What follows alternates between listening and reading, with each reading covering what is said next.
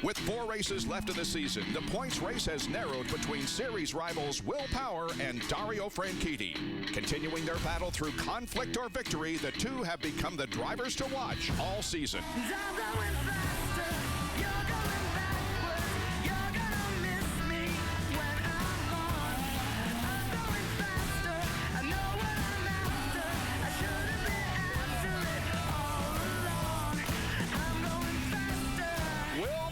Goes to victory lane. Franchitti is the winner.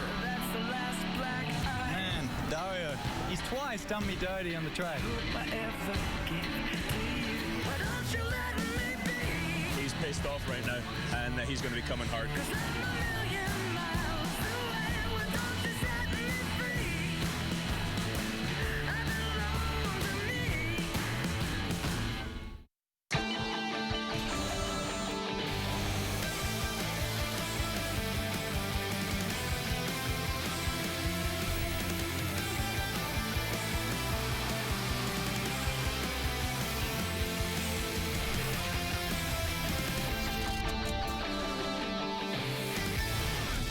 It is race day just to the west of the Inner Harbor in Baltimore, Maryland. This is the inaugural Grand Prix of Baltimore, and we are just about ready to give the command. There you see pit lane just below Oriole Park at Camden Yards, one of the most recognizable places in all of sports. General Colin Powell, who drove the pace car in Indy in 205, will give the command.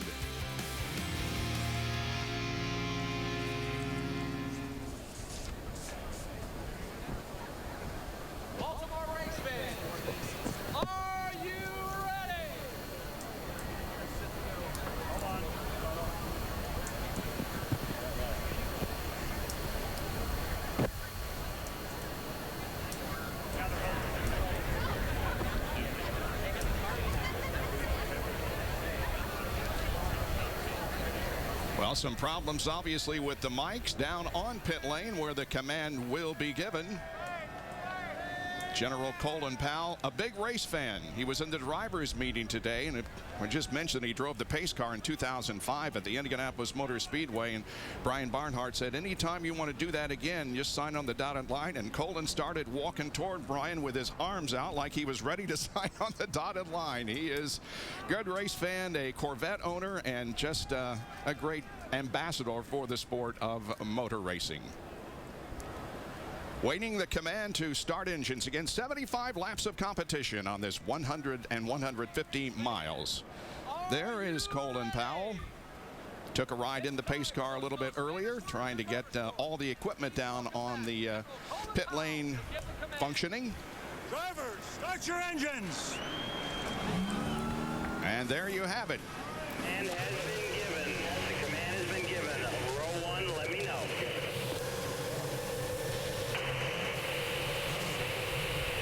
Row 1 hot. 2 hot. 3 hot. 4 hot. 5 hot. 6 hot. 7 hot. 8 hot. 9 hot. 10 hot. 11 hot. 12 hot. Row 13. Row 14. All 4 cars cooking like clam chowder. All cars are running. An appropriate comment for this area. Well, we focus on 2 drivers battling for the championship, but there are 26 others that also hope to make this their big day here in the streets of Baltimore, Maryland. Honda's fastest seat in sports sweepstakes has been very popular. Log on to shophonda.com to enter. This week's lucky winner is Vicky Butson from Altamont Springs, Florida. Vicky, can you hear me? Vicky, can you hear me? I think she hears us, but I don't think she's able to talk right now. Al Unser Jr. is driving Vicky around this racetrack here in Baltimore, getting the set and pacing the field for today's race. She obviously is having a very good time in the seat. By logging on to shophonda.com, Vicky won the opportunity to start today's race in the Izod two-seater driven by Al Unser Jr.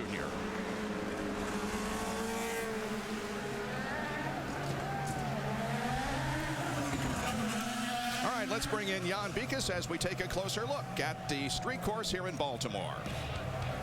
Both Al Unser Jr. and Vicky are taking a look at the course as we speak, and what they're going to see is they're going to work their way through the city streets and, of course, around Camden Yards. Turn number 1, that's what Wally was talking about, very bumpy. This is all the concrete section of the racetrack. Turn 3, another good place to pass.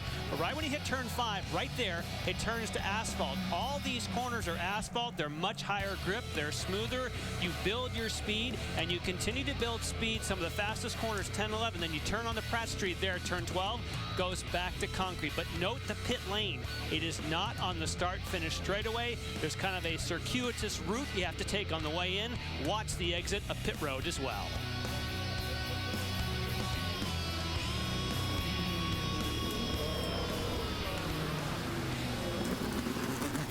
Here's a great shot of how bumpy this place is. There's Danica Patrick.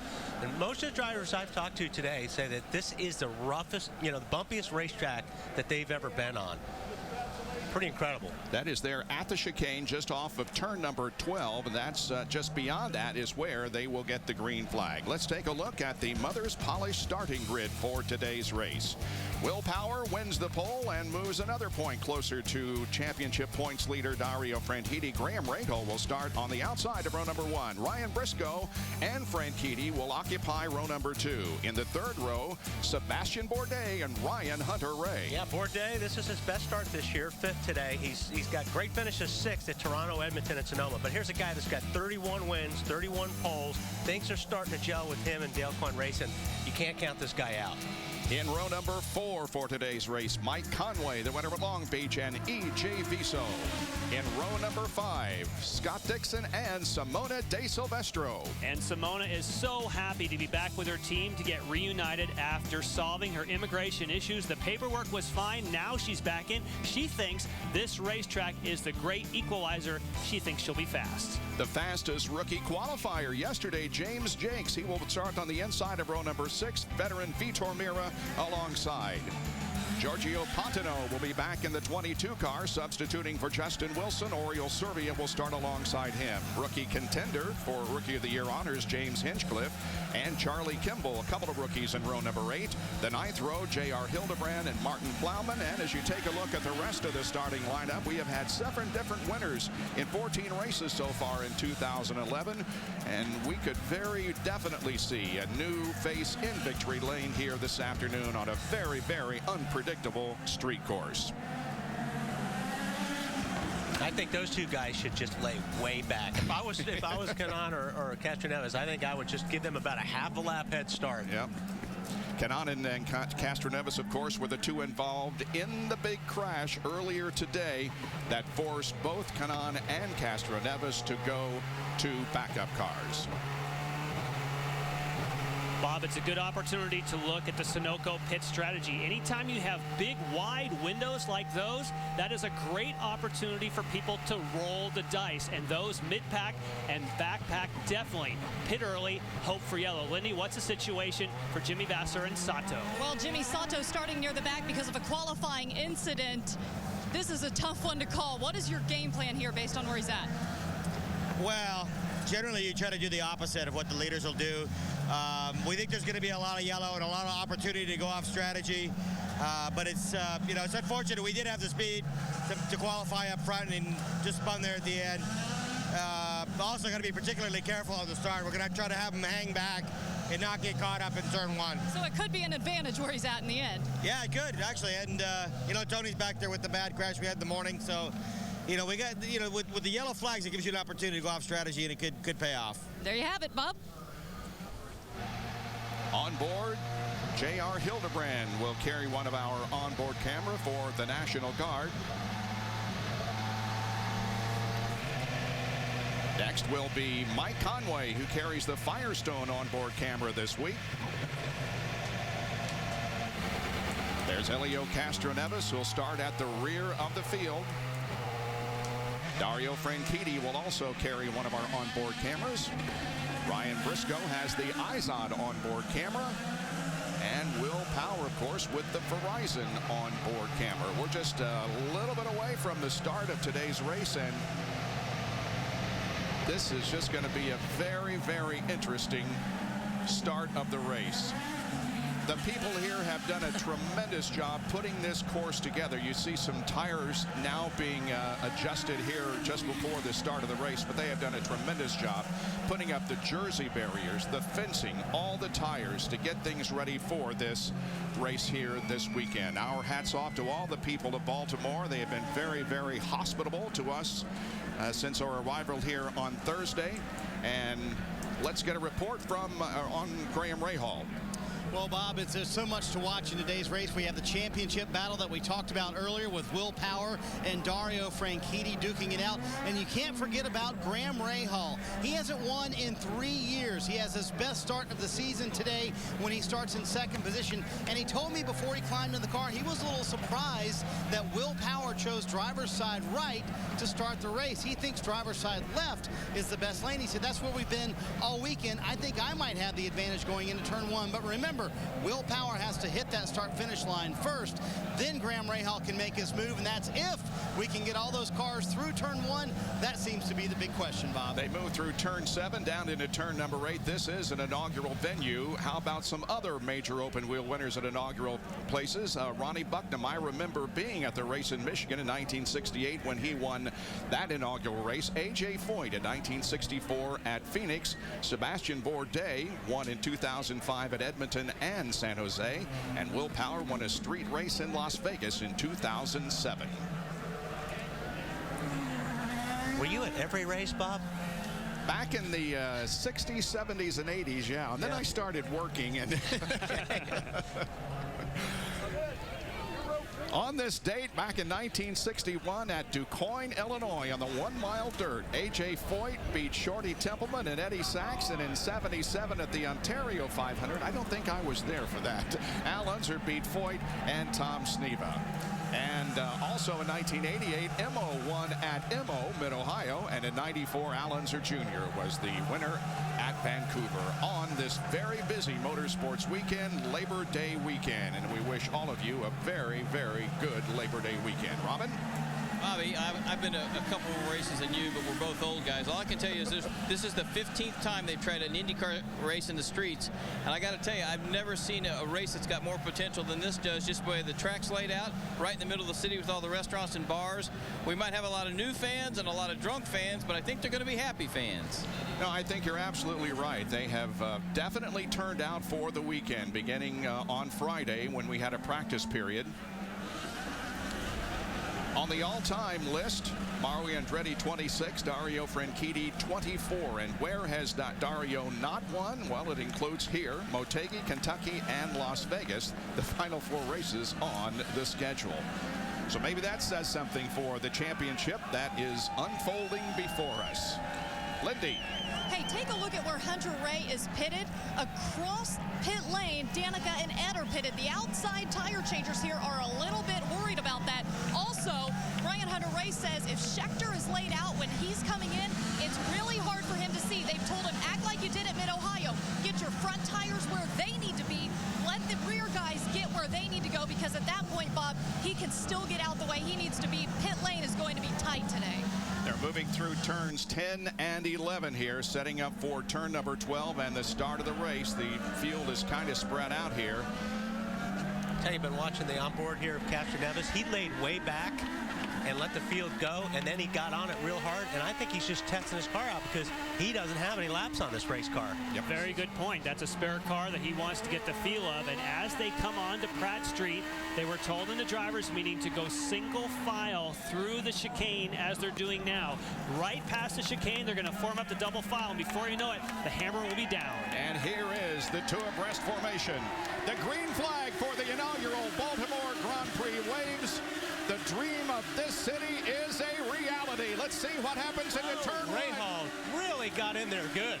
Oh, they go through 2 abreast in the first 3 rows at least, and Rahal has the lead. Just as Marty said, Graham Rahal thought there was more grip, and here comes Power to the inside. He's going to get the lead in turn number 3. Already 2 passes here. The rest of the field coming through this hairpin turn at turn number 3. And 2 of those passes were for the lead, a pass and a repass. That was awesome. Here's the Honda tread cam located between turns 4 and 5. They're coming right at you and right over your head.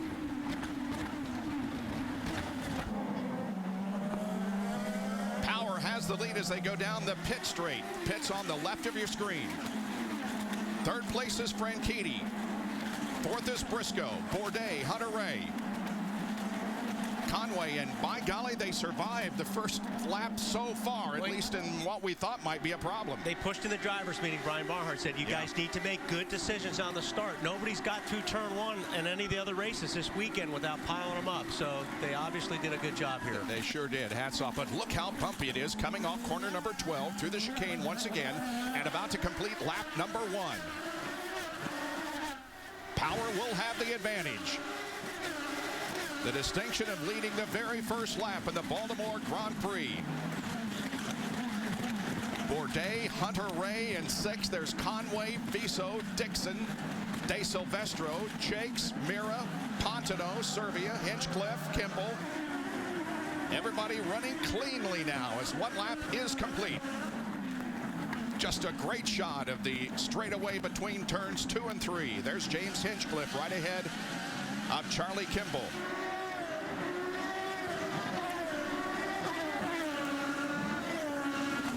Brian Hunter Ray in yellow and white, DHL colors, chasing down the Boy Scout red, white, and blue of Sebastian Bourdais. That's for 5th and 6th position. Bourdais running in 5th. Hunter Ray in 6th. Speaking of colors, right behind them is Mike Conway. That's a new paint scheme, black and yellow for him. You'll see him just come into the frame here. Mike Conway, of course, the winner in Long Beach. That long exit there at turn number 9, that's an area that Jan has said we should keep very close eye on through the weekend. So far, okay, this is turn number 12 now as they come out onto the front stretch, but first going through this chicane. Marty. And Bob, that's a very angry Mike Conway behind the Buffalo Wild Wings wheel. He said, you know, Matt, in qualifying, I really messed up. That was totally my fault. We had a car that should have been not only in the Fast 6, but maybe a car that could have contended for the pole today. He said, we have a car that should finish on the podium. If we can survive, I think we can finish there. There's a lot of guys, too, Marty, that just didn't get what they wanted in qualifying. I think he had a lot of good cars outside the top 10 that just didn't get laps. Servia was one of them. You know, Dixon was scratching his head after qualifying as well. So I think there's a lot of sleepers in the back here. Buffalo Wild Wings, the new sponsor on the car this weekend for Mike Conway, car 27. This is an area where Ryan Briscoe had problems on Friday, having a really bad crash. They got the car okay, though. Well, this is the 19th consecutive road race that Will Power has led. It's the 11th race that he has led this season. That's 2 more than his points rival, Dario Franchitti. Stay with us. Power leads over Rahal and Franchitti.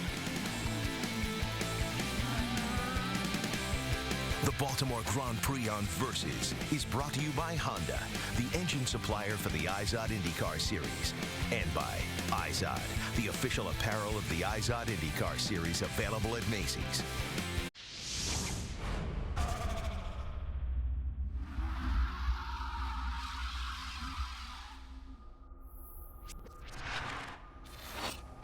There's a reason why. In 6 years of powering every car in the Indianapolis 500 race, not a single Honda engine has failed. It's not the parts we make them from. It's the part we put in to every Honda. What happens when you use Peak motor oil?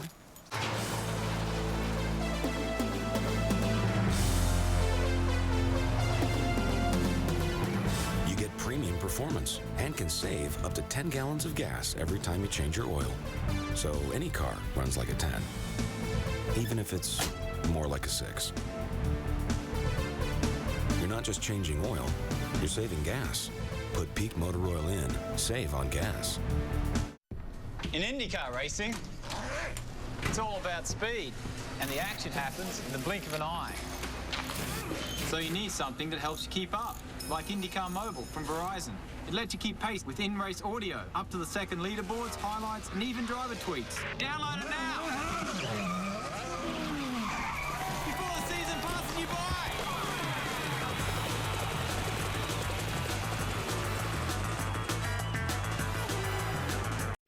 With the IndyCar points lead tighter than ever, we set off for Japan, where for Will Power to win, he'll need to follow 3 simple rules.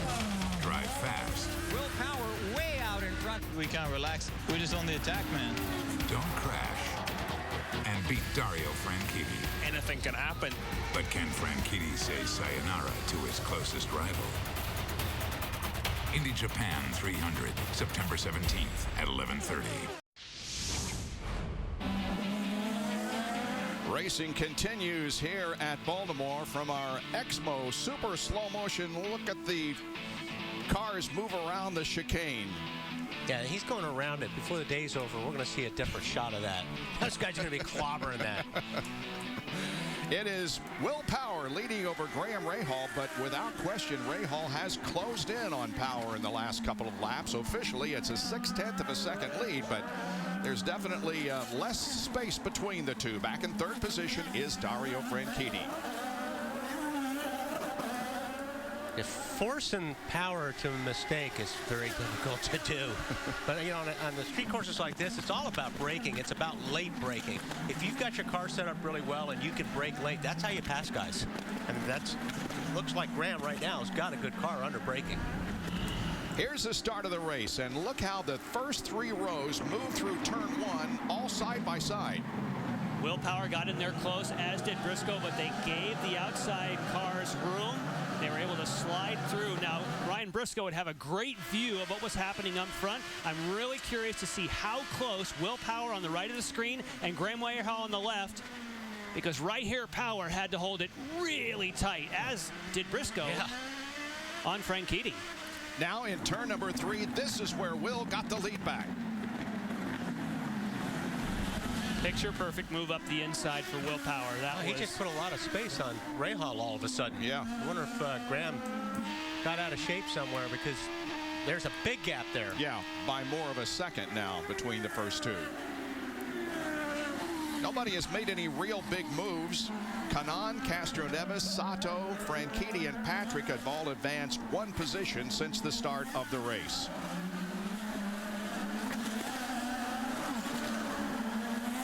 Ryan Briscoe running in 4th position at the moment, about 5.7 seconds behind the leader. Let's jump on board with him.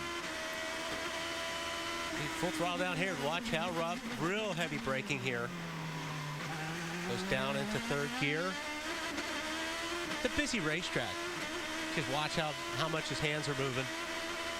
Turn 1 was 35. This one's down to 30 miles an hour. Watch how he crosses over. That's a lot of steering wheel in an Indy car.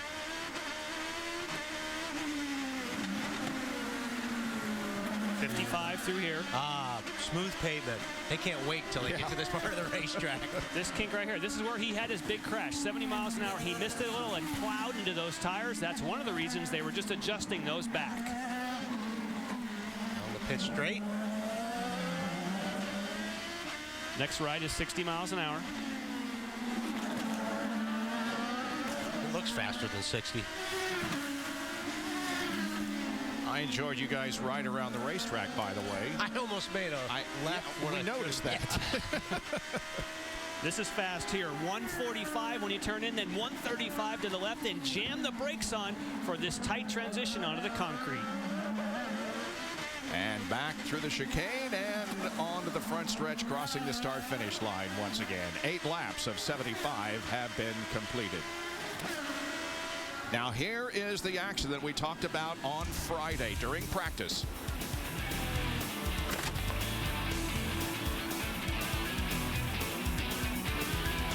Pretty serious crash, Kevin Lee.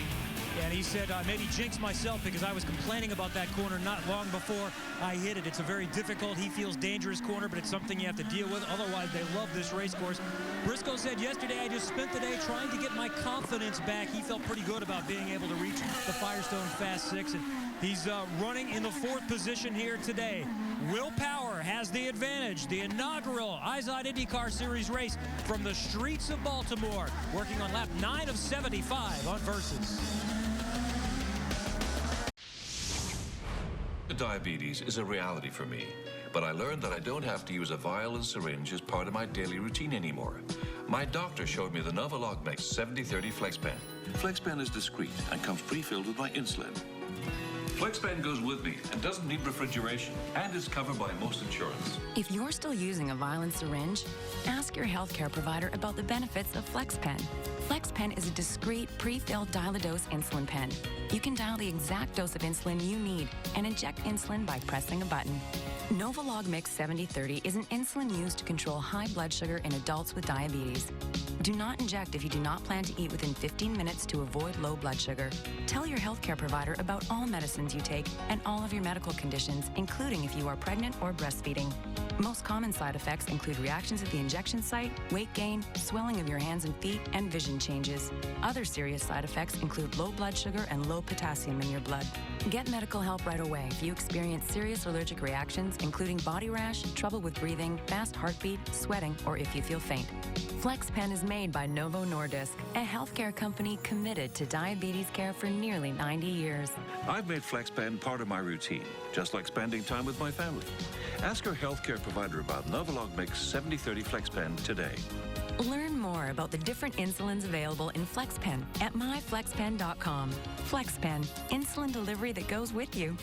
You may come as schlubs, but you will leave with swagger. Exhibit A, khakis to work? What a schlub. Exhibit B, man, this is style in motion, and that's a playmaker. Style is a statement, gentlemen, and a statement we will make. As Citi Financial, we were always there to help our customers with personalized loan solutions. Now, as One Main Financial, that commitment remains the same. How do I know? I work there, and I live here.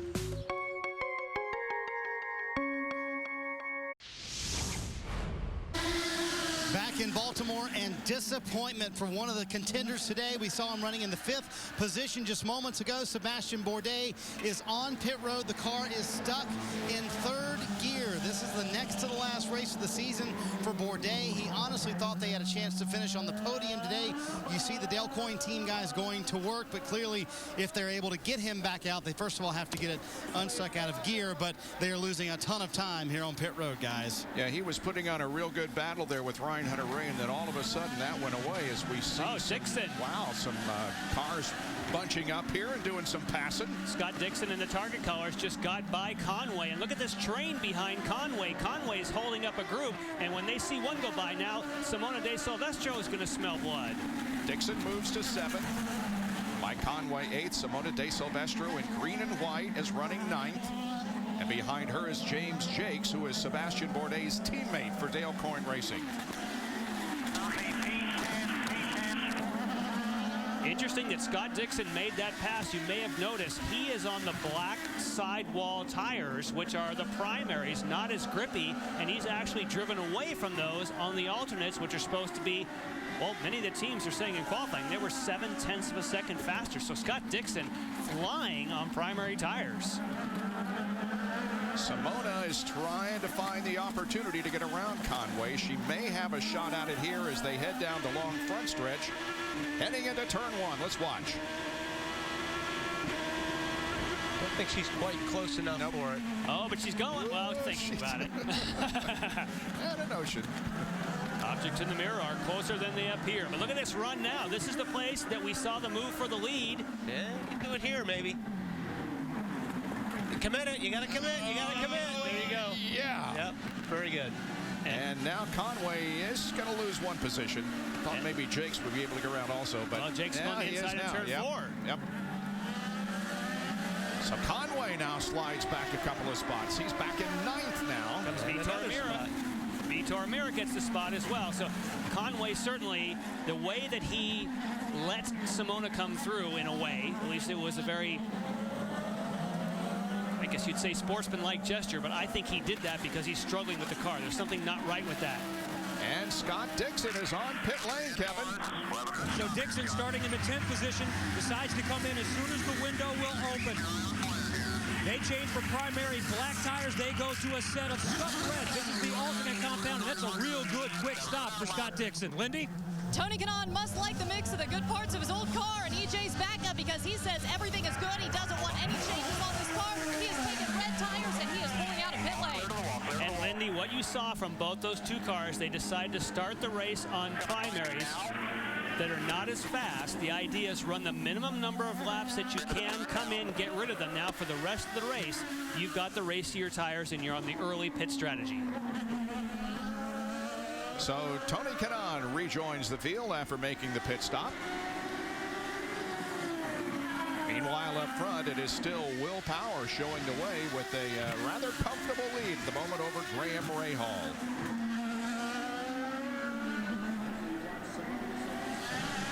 Sato to the inside of Danica Patrick.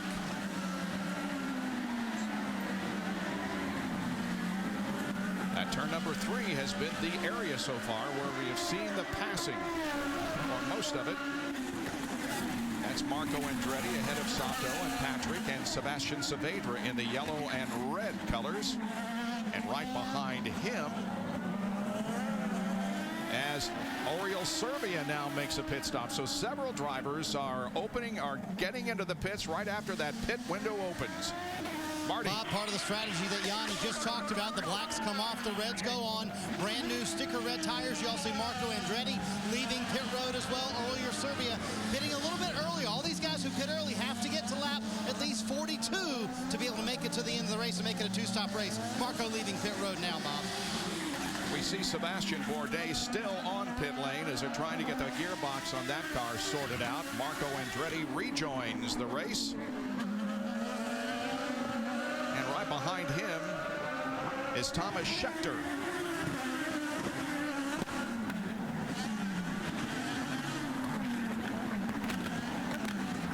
Meanwhile, here's Mike Conway and Charlie Kimball as they're continuing to battle it out. That is the battle for 12th position.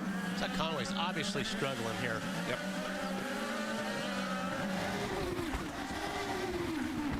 It's a great shot in it. Pit now. And there's Conway peeling off. Martin Plowman followed him in. A lot of people going on this early strategy. There's Plowman in the number 17 car. Okay, come around 4 days. Keep coming. Keep coming. Right around 4 days right here. Marty. And as you guys have mentioned, a lot of guys coming on this early strategy, but this is the first of the cars to take off red tires and put on the normal blacks, and they're going to head back down pit road. Conway very, very loose on the track. They made a wing and an air pressure adjustment. Kevin, Helio Castroneves is in. Yeah, he's going to take the early strategy, and he's going to be a 3-stop race for Helio Castroneves, and he comes out just in front of Danica Patrick. This is a tough exit on pit lane, but no issues there. Castroneves comes in early, hoping for some clean track and hoping for a caution. And Kevin, for Castroneves, he should, if the fuel economy, remember, a lot of these teams are flying blind because they got very few laps because of that big accident in the warm-up to get a read on race day fuel economy. But Castroneves should be able to, if the figures work out, to do it in one more stop.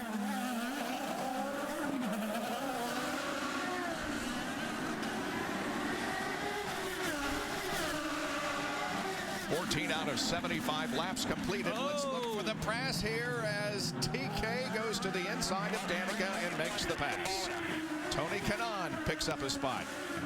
And that was typically what we talked about. Turn 1, we see that, and we'll see more of that as he's get in there and locking up the front tires.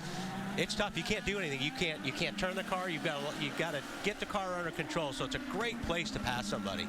Watching action here at the back of the field amongst those who have already pitted. Tony Kanaan just went to 24th, getting around Danica Patrick. And right behind Danica is her teammate, Marco Andretti.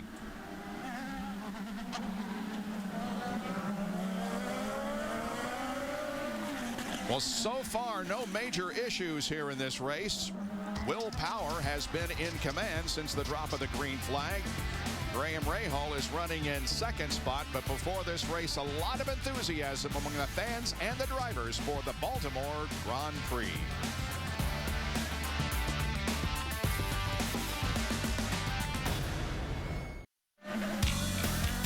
It's the IZOD IndyCar Series in the inaugural Baltimore Grand Prix, and they're bouncing off the curbs here in the streets of this city. Great overhead view.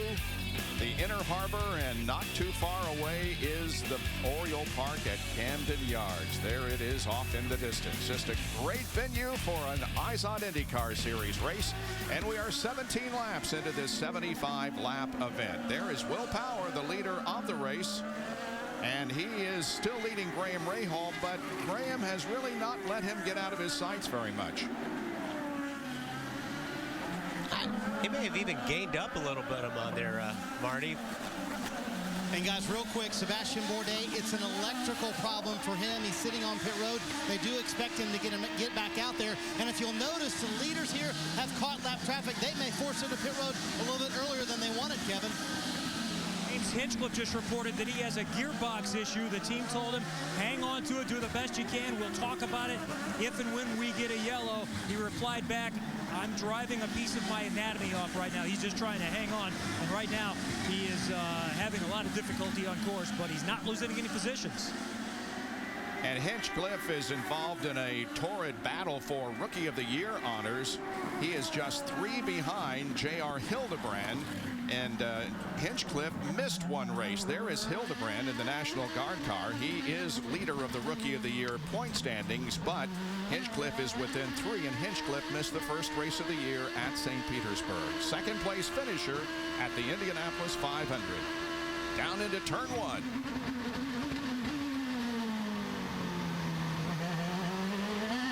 Of course, J.R. Hildebrand in the warm-up tried to test a passing maneuver into turn number 1 that did not go well, ended up blocking the entire track. So he at least learned that lesson in the warm-up, and he's been clean so far today. Ran into the back of Simona De Silvestro in the warm-up. James Jakes also had to come to a stop, blocking the entire track and essentially closing down the half-hour warm-up period that we had earlier today. J.R. Hildebrand running in the 13th position. And Marty is with Sebastian Bourdais. Well, he climbed out of the car. It looked like for a while they were going to be able to fix it. What happened? We don't have any gearbox control anymore. The wire that gives the power to the GCU is cut somewhere. I smelled something burning in the car, and I thought it was Briscoe ahead of me, but no, it was my car, and 3 corners later, there was no gearbox anymore. So disappointing for these guys who expected a top 5 finish today, but they are indeed out of it. The leaders in that traffic we talked about, Bob. Yeah, Will Power has been behind Marco Andretti now for several laps. Yeah, this is where Rahal can make up a lot of, and he has, make up a lot of ground. This is what he was waiting for, is just to hold up power a little bit. So, boy, he raced about 3 or 4 seconds. With the overtakes, you get a good run.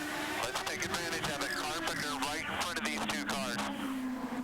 Yeah, so this, I mean, and you got this is go for it, man. I mean, this is your best opportunity to try to get the lead. So, well, if you can find an opening and use that slower traffic, Rahal's he's gonna take a look. And that's Tim Keene on the radio has been telling him, use that don't be afraid to use the overtake here.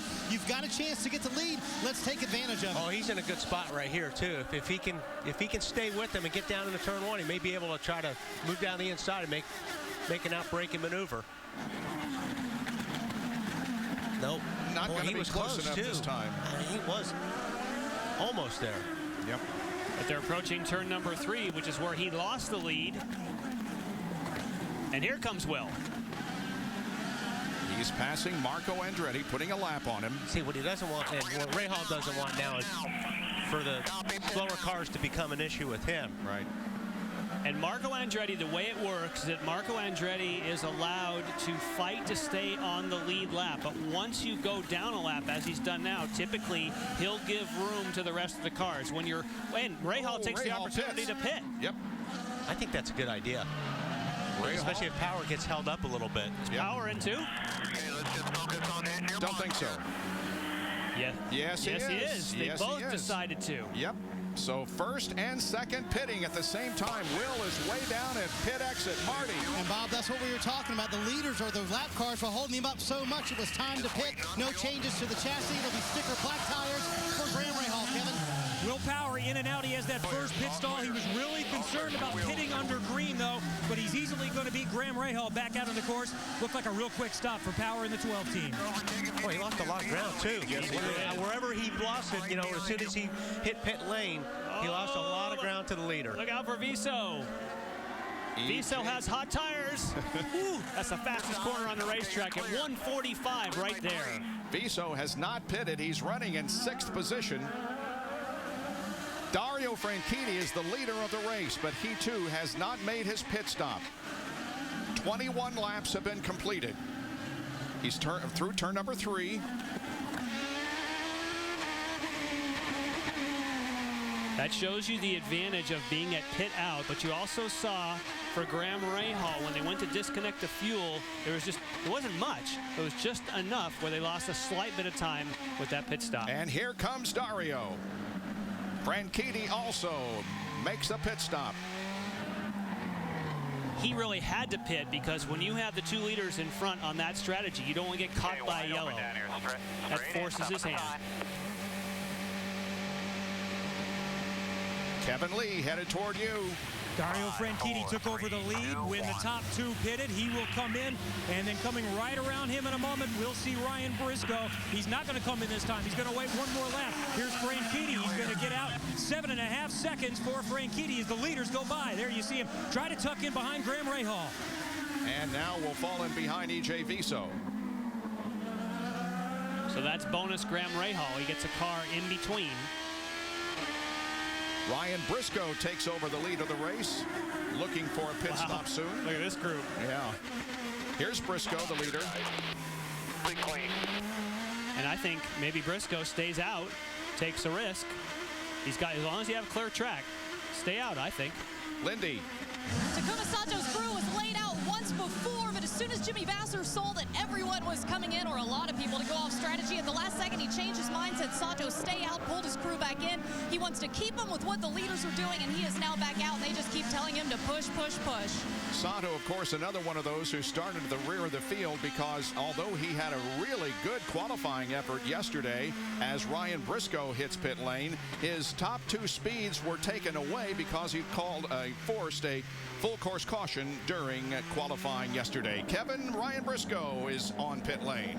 50 miles an hour is the pit lane speed because of how cramped it is. He will get rode down in here. He's near pit out. He's going to have a clean entry and a clean exit. Roger Penske talks to him on the radio. He will watch and listen to Penske, different than the way most teams do it. Going to the black primary tires, and Briscoe is out and away. And let's see where he can cycle in regards to Franchitti. 7-second pit stop for Ryan Briscoe. There is Power. There is Briscoe. And Jakes. And James Jakes.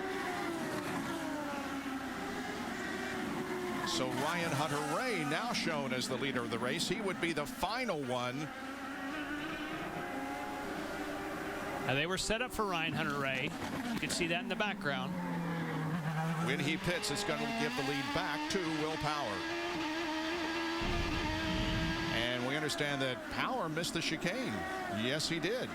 So what they do now, Bob, because there was no one in contention, he doesn't have to give a place back, but he can't go faster on that lap. Sometime from here, he has to give up enough time so when the stewards look at his lap times, it has to be slower. He has to give that up or they'll give him a penalty. And right there, he got on the brakes early. So he just gave back what he lost in the chicane. Here comes Ryan Hunter-Reay. And now the pit cycle is almost complete. Ryan Hunter-Reay making his stop for Andretti Autosport. Just about a 7.5-second pit stop, and Ryan Hunter-Reay is back in contention. You can use as much fuel as you want. We're good. You gotta love that. When they call you on the radio, say you can use all the fuel you want. That is what you want. That you get on a racetrack that's aggressive and stand on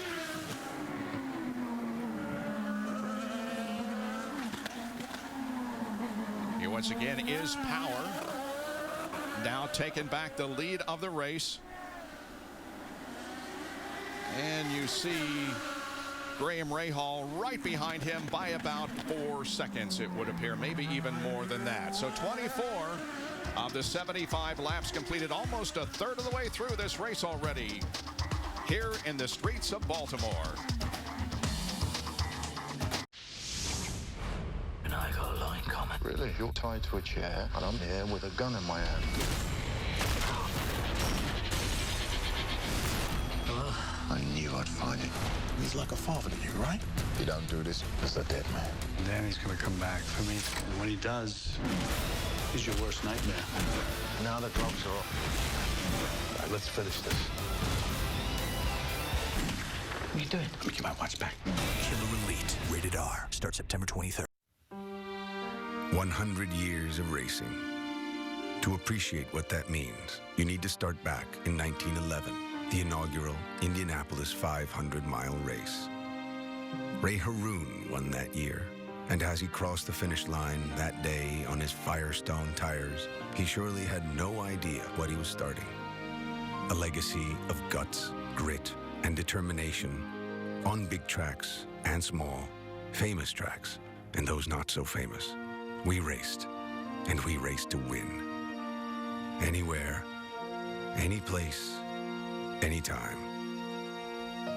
And over the years, as the cars got faster and the crowds grew bigger, a century passed.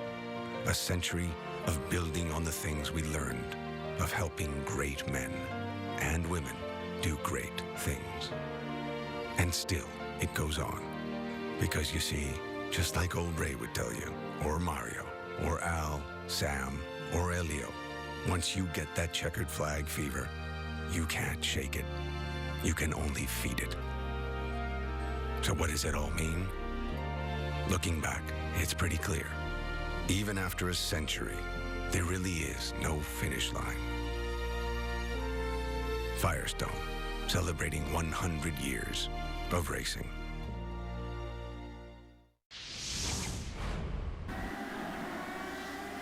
Look at Martin Plowman going over the curbs here. Wow, that car almost all four off the ground as he tried to negotiate the chicane here at Baltimore with Elio Castroneves right behind him. Well, Saturday, college football returns to Versus. First, number 14, TCU takes on Air Force, followed by Utah at number 25, USC. College football on Versus. Every game means everything. A 4-second lead for Will Power over Graham Rahal and a 9-second advantage over Dario Franchitti. Here's Robin Miller. You know, Bobby, before the race started, I thought the one downfall for Graham Rahal might be his pit stops compared to Penske's. He was 2 seconds behind the whole first 25 laps. As soon as they go into pits, he's down 4 seconds. He loses 2 seconds every time they pit. He's toast. And him and Will Power were both pulling away from Franchitti, and they still are. Will and Dario trading fast laps every their lap, but his downfall may be the pit stops. That would appear as if it were the case, because the interval is now about 4 seconds between first and second. We did see earlier that traffic can just erase a gap like that. And Will Power cleanly got by Ed Carpenter, but there's more traffic to come, and that certainly could be something that will throw a wrench in the works for these leaders. Power slow down because he missed the chicane, so make sure we don't miss the chicane. He's got to back off about 4. There is Scott Dixon and Simona De Silvestro battling for 6th. Simona in green and white has 6th. And that, of course, Bob, was Graham Rahal's radio, and they don't think that Will Power has given up enough from the time that we saw him miss the chicane. Now, of course, that's from Graham Rahal's crew standpoint. There you see Mike Conway coming out of pit lane.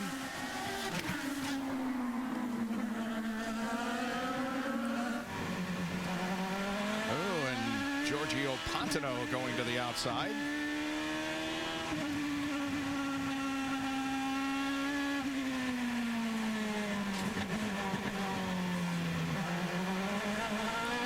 I love that shot.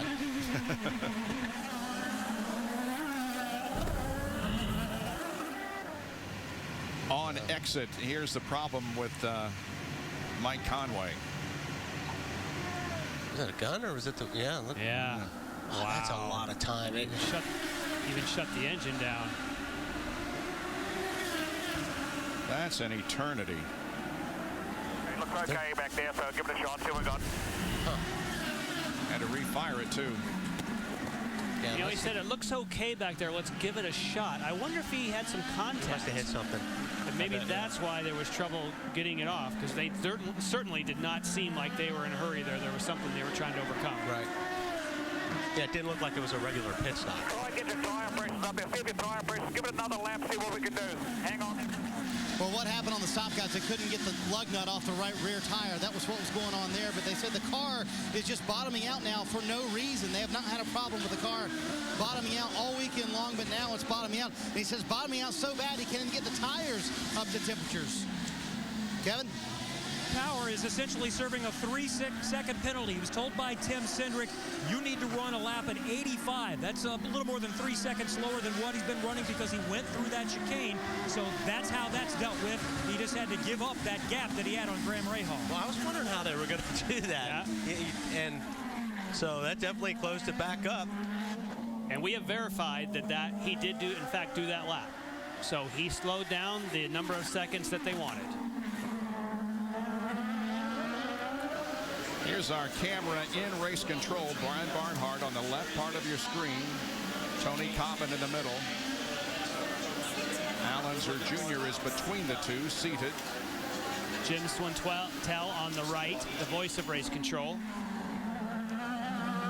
Keeping an eye on what's going on the racetrack, but that interval is definitely now down to less than 1 second between Power and Rahal. Meanwhile, on the racetrack, here is Charlie Kimball and Thomas Scheckter. And I was surprised that Will Power didn't give that up. If you have something like that, you want to give it up right away, not later. But thankfully, the gap they wanted still keeps them in the lead. Back to Will Power. 29 of 75 laps now completed in the inaugural Baltimore Grand Prix. Thanks for joining us here on Versus.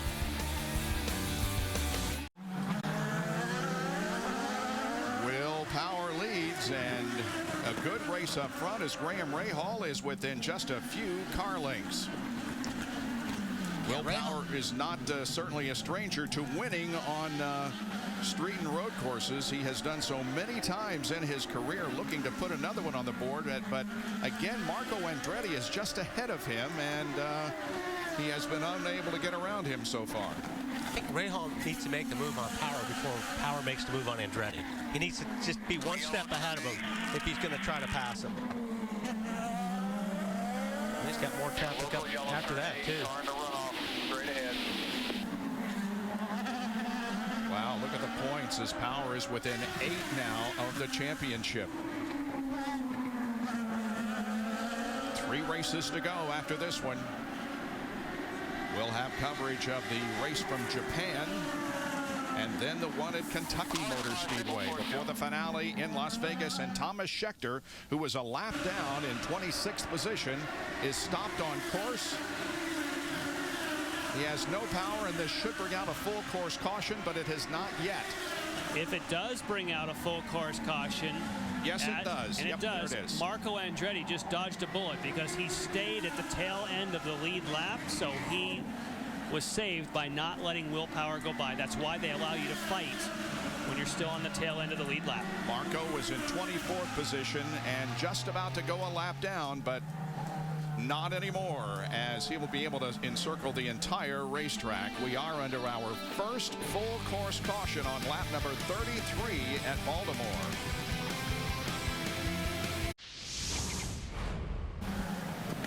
Under caution here gives us a chance to take a little bit of a breather after some great racing in the first 33 laps of this event. Will Power leading over Rahal, Franchitti, Hunter Ray, Briscoe, Biso, and Simona De Silvestro is now 7th, and Scott Dixon 8th. Now, Dixon apparently passed, but not where he should have and under the conditions that he should have. The yellow is out, you can see, but Dixon still passes and obviously was caught and so has to give the position back to Simona. This is a great bonus for Scott Dixon. Remember, he was one of the very first people to pit, and he would have most likely not made it to the end without some caution. So this is exactly what Scott Dixon needed. He still needs to save quite a bit of fuel. But he, of course, I believe, along with Kanaan, were the first two to peel off. And you saw the Thomas Schechter car pass through your screen. He was the cause of the caution. However, he has been refired. Kevin? Dixon has just been told to stay out. The number 9 team had tires out. They've just put him back over the wall. And here comes Thomas Schechter, and we can see again. So they're going to gamble. He would not have been able to make it the rest of the way. One more stop, so maybe hoping on some more yellow. But we are going to see Helio Castroneves come down, and also, I believe, Tony Kanaan near pit in. There's Kanaan in. Lindy? Right on your mark. And TK's plan, even though he needed to come in very soon, was to wait and see what the leaders did. He was going to do exactly opposite, so here he comes. Danica on red tires, and he's out. Helio Castroneves at the front of the pit road. He comes in. He was one of those that's an earlier taker. He beats out Tony Kanaan. Castroneves the first time came in on lap 15, so he's going to need a lot of help to be able to make it the rest of the way. Marty? And Kevin, while all the excitement's going on pit road, one of the race contenders sitting here on pit road still, that's Mike Conway. It was a broken right front shock. That was what was causing the car to bottom out so bad. So indeed, they had major problems. They're trying to fix that and get him back out if they can, Bob. Helpless feeling sitting in your race car when it won't work right. And that would certainly explain for Mike Conway the way that when people are coming by him, he didn't fight back. He knew he had some kind of mechanical issue. Now try and get it fixed. You see the big sweepers there. They're going to make sure that the racing surface is clear of the so-called marbles before we go back to racing.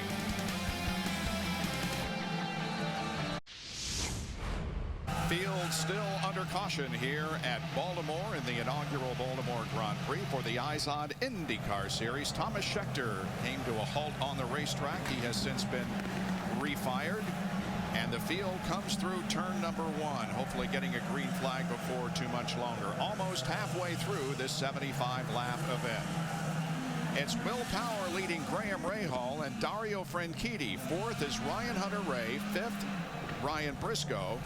E.J. Viso runs 6th, Simona De Silvestro 7th, then Dixon, Mira, and Giorgio Pontino running in 10th spot.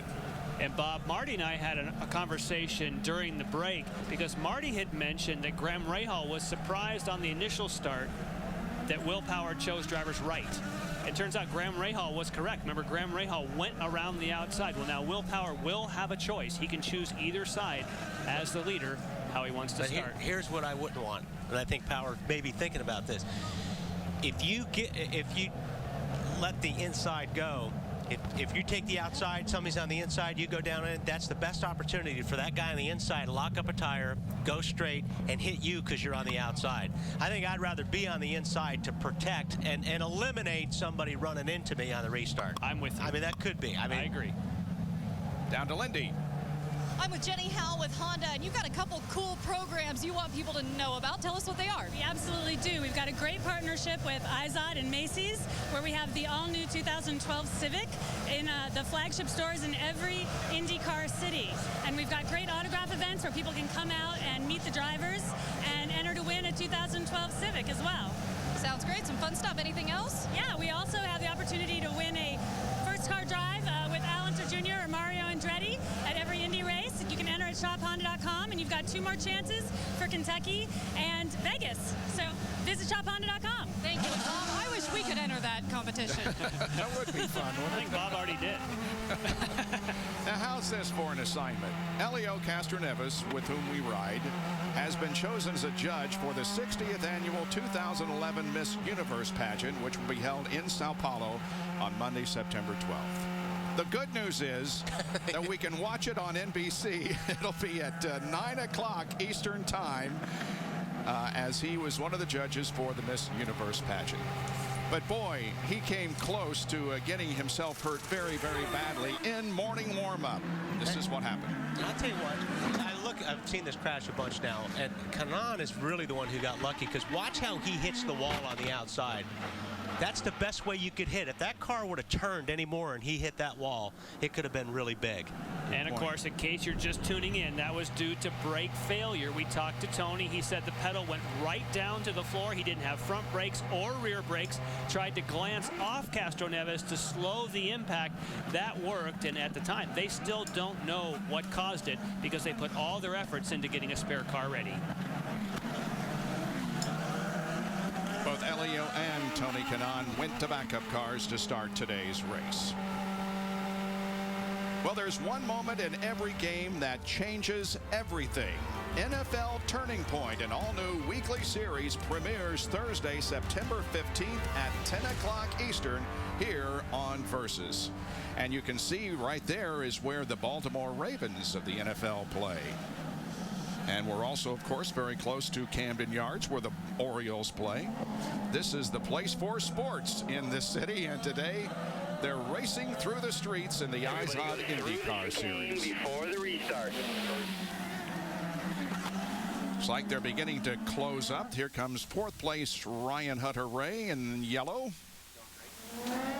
Right behind him is Ryan Briscoe. Remember, the cars must go through the chicane.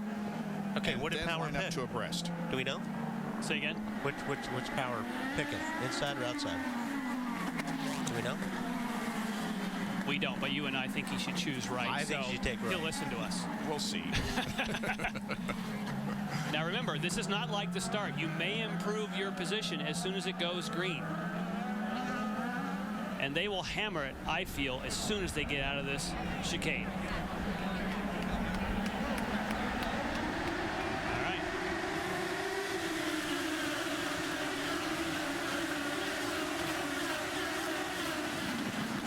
Will's going to get the advantage. And Ryan Briscoe and Ryan Hunter-Reay go through the corner side by side. That's for fourth place.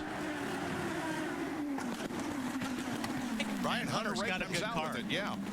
Oh, and he's taking a look at the inside. Oh, Briscoe. Briscoe hits him. Oh, no, and he gets clobbered more. Now there's a traffic jam. Yeah. There's not good. There's an inside lane open. Are they paying a toll? Oh man, this is not a laughing matter to many of these guys, but this is what we feared would happen at the start of the race. But they waited until this full course caution. And Ryan Briscoe set off that chain by making contact with Ryan Hunter-Reay. I think Castroneves owes some damage there. Yeah. Dixon has had his fair share of other people clobbering him this year. And I think Castroneves at the head of that deal, not sure if he stalled it, and that's why he couldn't get it in reverse to get it going. And I think that's what caused the jam up. Now, was it not Ryan Hunter-Reay and Briscoe starting the season when we were in Barber, when they made contact? Yes, you're right. So they have hit each other previously. Well, I counted 12 cars that are stacked up down here in turn number 3. Now, if you see, that's just, you know, you look at that. That's. Go ahead, Kevin. Scott Dixon is limping his way around. Mike Hull told him, we're just going to fix what's wrong with the car. We're not going to take fuel. Scott said, I'm going to be out soon. Should we get a splash? So we'll wait and see. James Hinchcliffe also coming in right behind him. They're pitted next to each other as well. They are limping down pit lane. Dixon will pull in, and Hinchcliffe will pull in right behind him. So they're going to need more than tires. So let's see what they try to do. That's real difficulty steering that car in. So they'll assess the number 9 car. They will give it a splash of fuel, and we'll wait and watch. Wow, they sent it back out. Yep. So they found obviously no suspension damage. That was just by tires being down. That's a break for Dixon, but doesn't look like that is the case for James Hinchcliffe. They go to the rear suspension for him.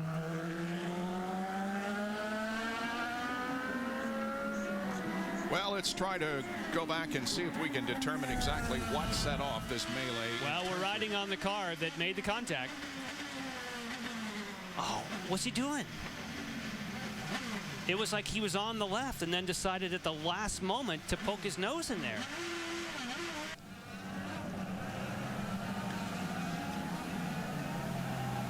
See, he's outside.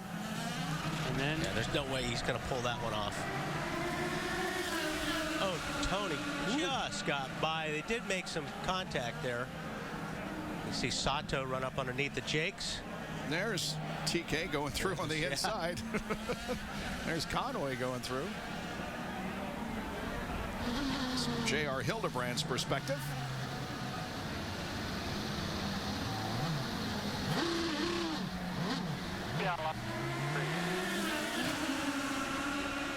You know, Wally, as a race car driver, when you see a gap, you know, you're trained to go for it, but that came so late. That was too late. It just came, the decision came too late, and there was just not room. Elio's picking his way through, isn't he? Oh, and then he stalled it. He tried to get the, yeah, you have to break the rear loose to get it out. Now he can't back up because Ana Beatriz is there. See, this is where I think the guy that did the hitting should be sitting in pit lane. We have just passed the halfway mark and a major melee down in turn number 3. But Will Power is still on top here in Baltimore.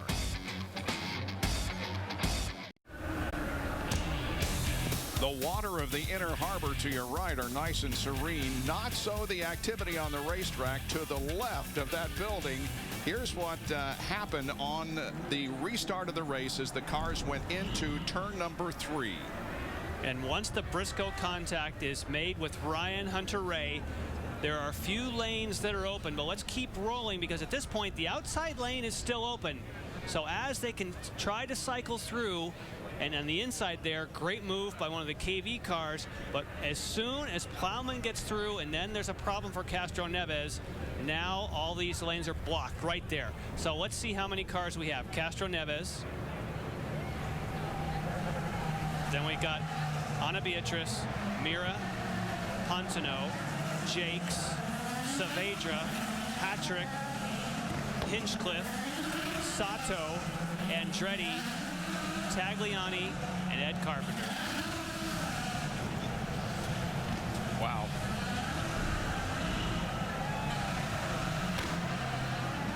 Marty is standing by with James Jakes.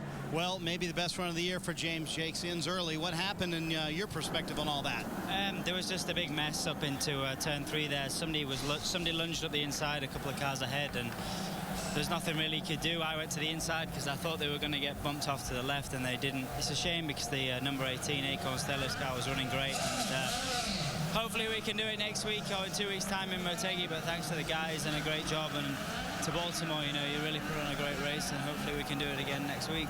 Tell you what, maybe performance-wise, one of the better weekends for Dale Coyne Racing, but both cars out of it early, Bob. Yeah, too bad to see James Jakes and Sebastian Bourdais on the sidelines in this event. Several cars remain on pit lane. You see James Hinchcliffe's car closest to you, still getting some repairs made. There is Tony Kanaan, who is up to 8th position after starting last. 12, 38, 6, 59, 78, the restart order. 27, 2, 83, 5, 4, 77, 17, 24, 34, 3. I want to be fair here. If you remember, I was pretty hard on Hunter-Reay at Barber when he took out Briscoe. And if you remember, they were going down into the corner, and I just didn't feel like there was enough room for that move to be made here. He sends Briscoe into the sand trap and pretty much ruined his day. So I want to, like I said, I want to be fair. This deal was Briscoe's fault. He should be penalized.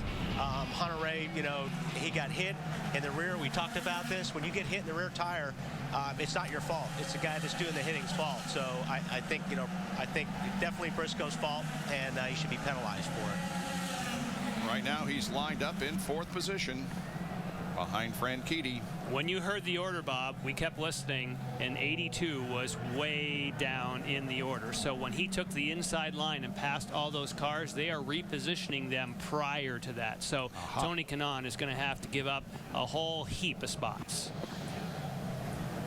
Yeah, and along those lines, the guy that really lost out was Mira, who was having a hell of a run. He was running 7th or 8th, and now he's back in 18th, so hopefully he'll get to go back where he was.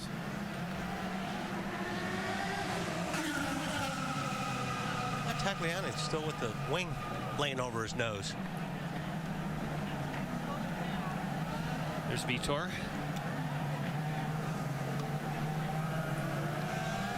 Everyone shuffling, getting into position. This will take a while, judging by the order that race control read. There were a lot of people way out of order. Yeah.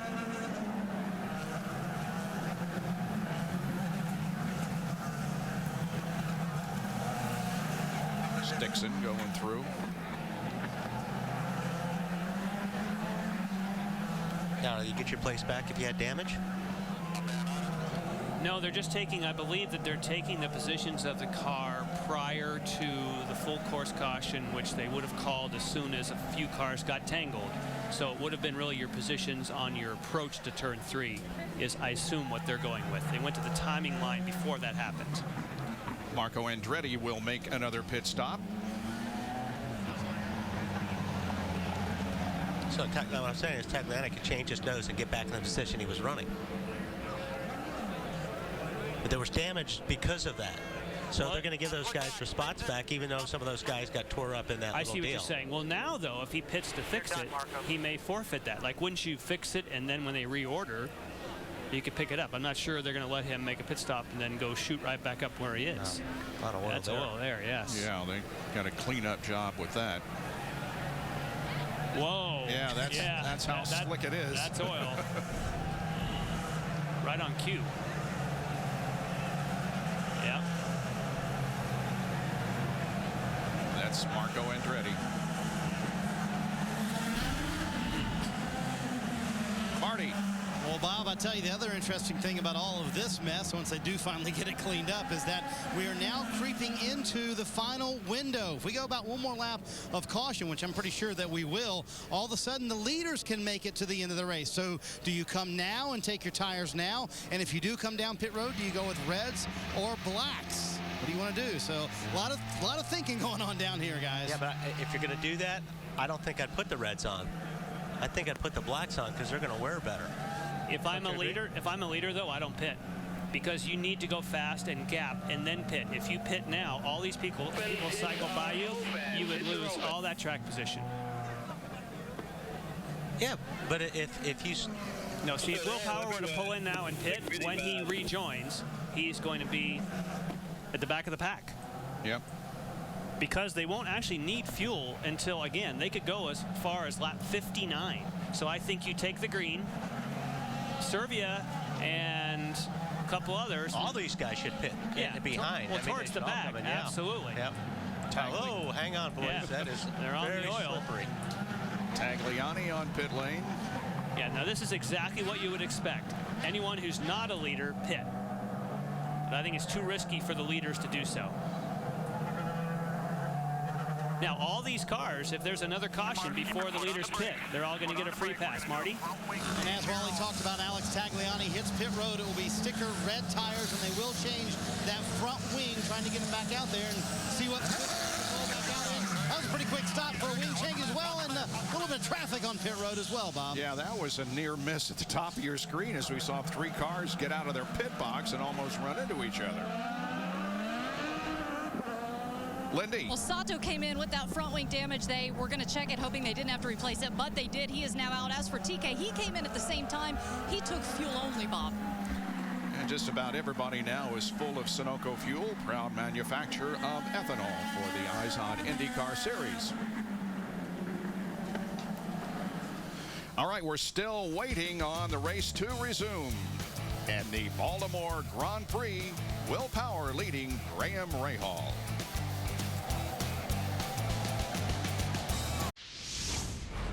Back in Baltimore on a beautiful Sunday afternoon, 43 laps in the book here in the books in the inaugural Baltimore Grand Prix. This has been an action-packed race with Tim Keene, the strategist for Graham Rahal, and I think you're kicking yourself a little bit for not pitting there. Why? Well, we didn't know about the oil in the pit lane until Graham went by and he said, we need to stay out. There's oil in the pit lane, which I would have done the opposite because that's going to keep us under yellow a little bit longer.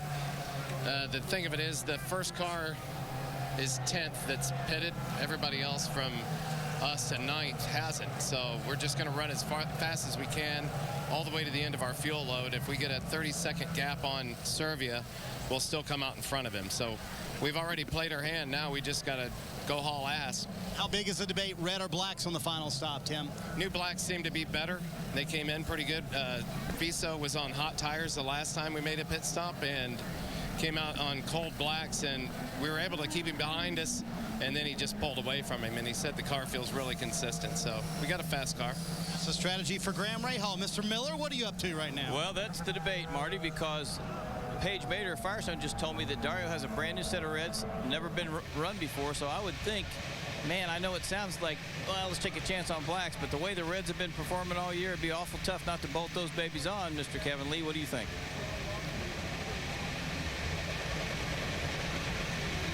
Tim Cindric is talking to his driver, Will Power, right now up here. They are one of those that could have considered coming in here just a moment ago, but they are going to try to stay out and stay on their original strategy.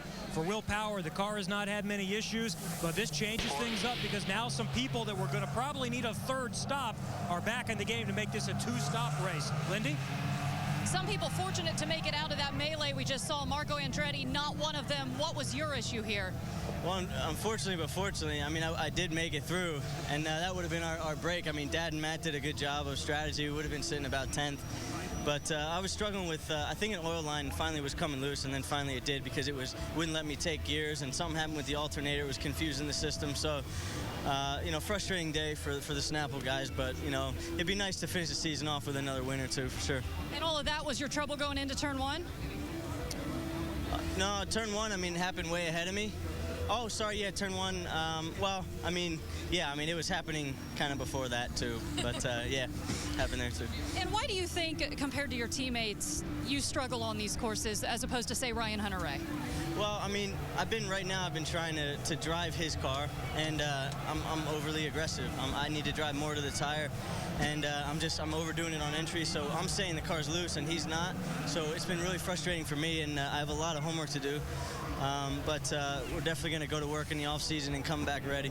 Wally, an unfortunate day for Marco. This is a home race for him. And, you know, I would think that Marco would really be good on these type of the street courses just because he is so aggressive. And I mean, we talked about it earlier, how you have to attack these racetracks. So I'm really surprised he was off the pace here. Well, what a driver needs that attacks, we did that little Professor B earlier where you talk about the front of the car, the support, the anti-roll bars. A person who attacks needs stiffer springs. They need what they call support. If you're going to come in there and really attack, it takes a different setup. So if Ryan Hunter-Reay doesn't attack as much as Andretti, they can't really drive the same setup. So all of a sudden Ryan Hunter-Reay says, I have a setup that flies here. Well, that's very difficult for a Marco Andretti to drive because he's going to have to adapt his style now to Ryan Hunter-Reay. Yep. Problem is you can't really go too stiff on this place. Right. Just because it's so rough. I mean, so you almost have to run a soft setup here just because of the bumps. 3 of the Andretti Autosport drivers have wins this year. Marco is 7th in points after a win in Iowa. Ryan Hunter-Reay 8th after a win in Loudon. Danica Patrick is 12th in the point standings, and Mike Conway, the winner at Long Beach, is 17th in the standings of the 2011 IZOD IndyCar Series at the inaugural Grand Prix of Baltimore.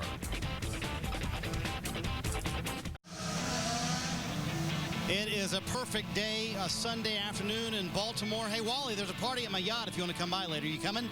Nope. Oh, come on, Wally. Why don't you come and hang out with me at my yacht after this race? Hey, Graham Rahal's team just talked to him about this restart that is coming up. Here is the restart that just happened moments ago, and they said, Graham, whatever you do, don't approach it like you did the last one. They said right here, you cut off Dario Franchitti and got in front of him. You almost knocked the nose off his car. That would hurt him and us. Keep in mind, that's our teammate back there, and we don't want to take ourselves out of the race either. Tim Keene said, be very smart on this final restart. You still have a car that can win the race. Don't take yourself out of it. whether you have a teammate or not, that's not what you want to hear. Yeah, right. I don't want to hear about my teammate. I don't care if he's winning the championship or leading the championship or not. Ryan Hunter-Reay rejoins the competition after being damaged in that incident. And Bob, it's a good time to review why they chose the order they did. Is that those that were involved in the incident, like Ryan Hunter-Reay, he got turned around. He lost all those positions. But someone who came around turn 3 and got stopped and blocked, and other people came sailing through when other people were stopped, those are the positions that they gave back. Those are the ones that they found from the previous timeline, but they don't give it back to Ryan Hunter-Reay, who was involved in the initial incident. It was just those who came to a blocked track and couldn't get around. So watch Briscoe, who looks as though he's going to be going up the outside. At the last moment, he dives in and makes contact. So Ryan Hunter-Reay here is involved in an incident. These people that get through initially will keep their spots, but anybody who slices around the outside, or in this case, watch Kanaan. Kanaan just goes through and passes all those cars. That's what they made those drivers give back. So anyone who stopped, Danica Patrick, Saavedra, Andretti, all these, they put that order back to how they were when they were approaching turn 3, which they said they'd do in the driver's meeting. If they didn't, Kanaan would be in the Guinness Book of World Record for passing the most Indy cars in one corner. In one corner. Kevin? Helio Castroneves was one of those innocent bystanders. He came into the melee late, didn't make contact with anything, but was trapped, stalled the car, and it took so long to get restarted that he lost a lap. So no damage. So Castroneves was furious on the radio. Part of the frustration of the day that he wasn't involved in anything but still lost a lap. Part of that frustration stems back to this morning. The team, Penske and also KV, were told after their crashes this morning that they would be able to keep their starting position, and that's one of the reasons why Penske decided to go to the backup car. Tim Cindric at the time had told me that if we were going to have to lose a spot, we could have repaired that primary car. They were already too far in to going to the backup before they did learn that they were going to have to go all the way to the back. So Helio will come out in 20th position. Ahead of him is Ryan Hunter-Reay in 19th. It's been a long yellow.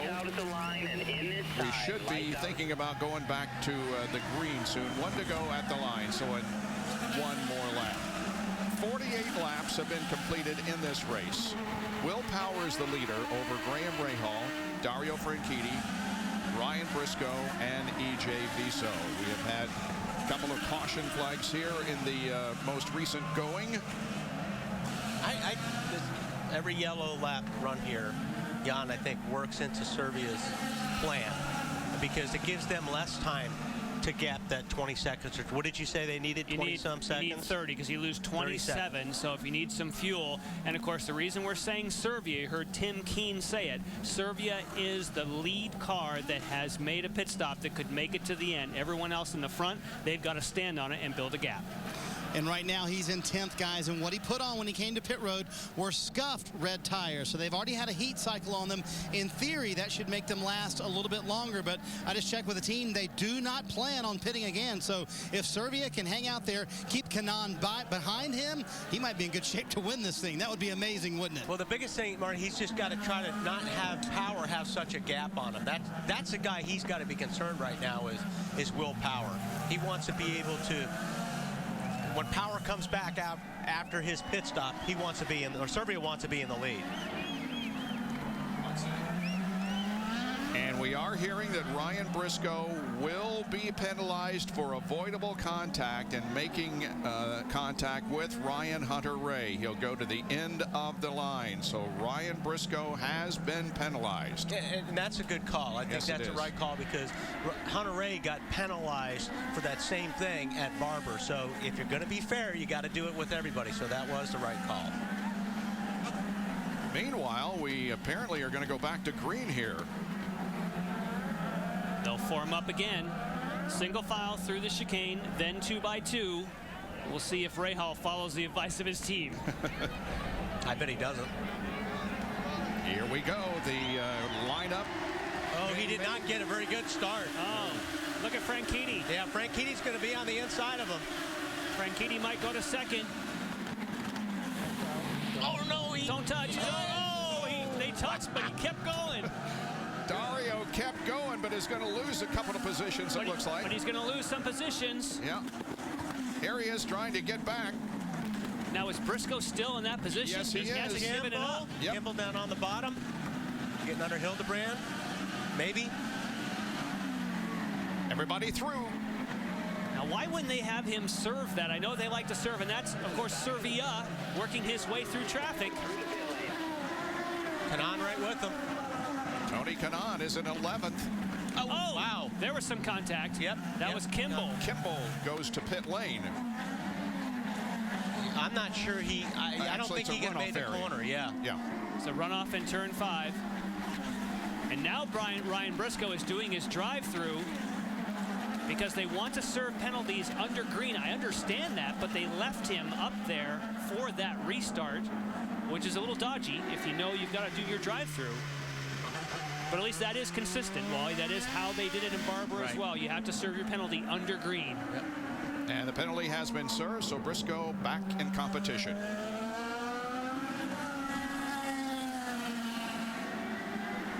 Just doing what you got to do here. We'll do what we got to do here. Here's the onboard camera with Dario. Look at the contact there, but with Graham Rahal. That's pretty big there. But I'm going to give it to Graham. Listen, Graham's got a shot at winning this race. So, like I said, you don't think about your teammates when you're in this position. You don't want to wreck them, of course, but you're not going to give them any more room than you have to. And Dario's not going to be happy about that. Dario saying, hey, you know, #1 rule in racing, don't take out your teammate. You almost took me out. I'm trying to run for a championship here. Yep. And I'm Graham saying, you know what? Hey, I'm trying to run for a victory here. So I love it. Every man for himself. I love it. That was great. Simona De Silvestro running 4th. There's EJ Viso, J.R. Hildebrand, then Servia coming up to 7th. Kanaan up to 8th. Hey, Tim, let's stay with that pin car. Focus forward, doing a great job. Lindy. Listening to Simona all weekend, from the second she got here on Friday, she immediately got in the car, did a few laps, and said, this car does not feel bad at all, and it just got better and better. Remember, she told us in the pre-race that the only changes they made overnight were for her on the red tires because she wasn't comfortable. She is very comfortable on them now. You see right now she's on the blacks, but she started on the reds. Obviously a good day for her, guys. She's good on these tracks. She's good at St. Pete, had the fastest lap in San Pablo. I mean, she's in the Brazil race. She gets around the street courses. There is Briscoe back in, this time for a tire change and a fill-up. That is because you may not perform service when you do a drive-through. As long as you're at the back, now go ahead and do your service in case you catch a caution.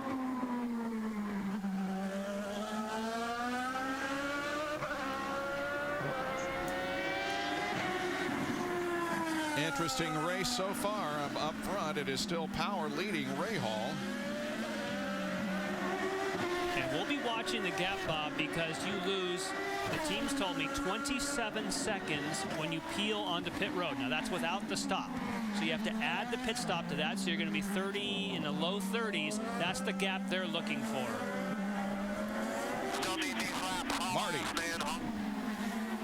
Well, guys, they are encouraging Graham Rahal to use as much push to pass as he can. And while it's exactly what you talked about, the further we ran under caution, the less time they have now to gap the rest of the field. And when they give him his lap times, it's compared to Servia. Not to third place, but to Servia. That's who we're waiting for as the camera pans back. Here he comes. There's Oriol Servia. That's who they're giving him lap times to, where Oriol Servia is, not where third place Dario Franchitti is. And Marty, Servia's got to run really, really hard, because it's not just coming out in front of Power, those guys. He's got to build a bigger gap. He needs the biggest gap he can get, because those guys are going to come out of the pits with better tires, and they're faster cars. So, I mean, Servia's got to be driving like his tail's on fire right now. And we'll track that, because right now, Servia's gap is 11 seconds. And it was 8 the previous lap, so he lost 3 seconds to the leaders because of traffic. That's not what you want. This is J.R. Hildebrand running 7th, right behind Oriol. And it's worth following this. This could be a race for a potential win. Right. Depending on what happens with pit strategy. And there's Tony Kanaan and Castro Neves. Oriol Servia has only visited victory lane in the IndyCars one time. That was in Montreal in 2005. And Bob, you mentioned that Castro Neves is a lap down, so that one's not for position. Castro Neves is 19th, the first car not on the lead lap. But Kanaan, that is for position. Oh, yeah. So he and Hildebrand, those three, if you count Servia, it's kind of a race within a race right now, depending on who can pit when.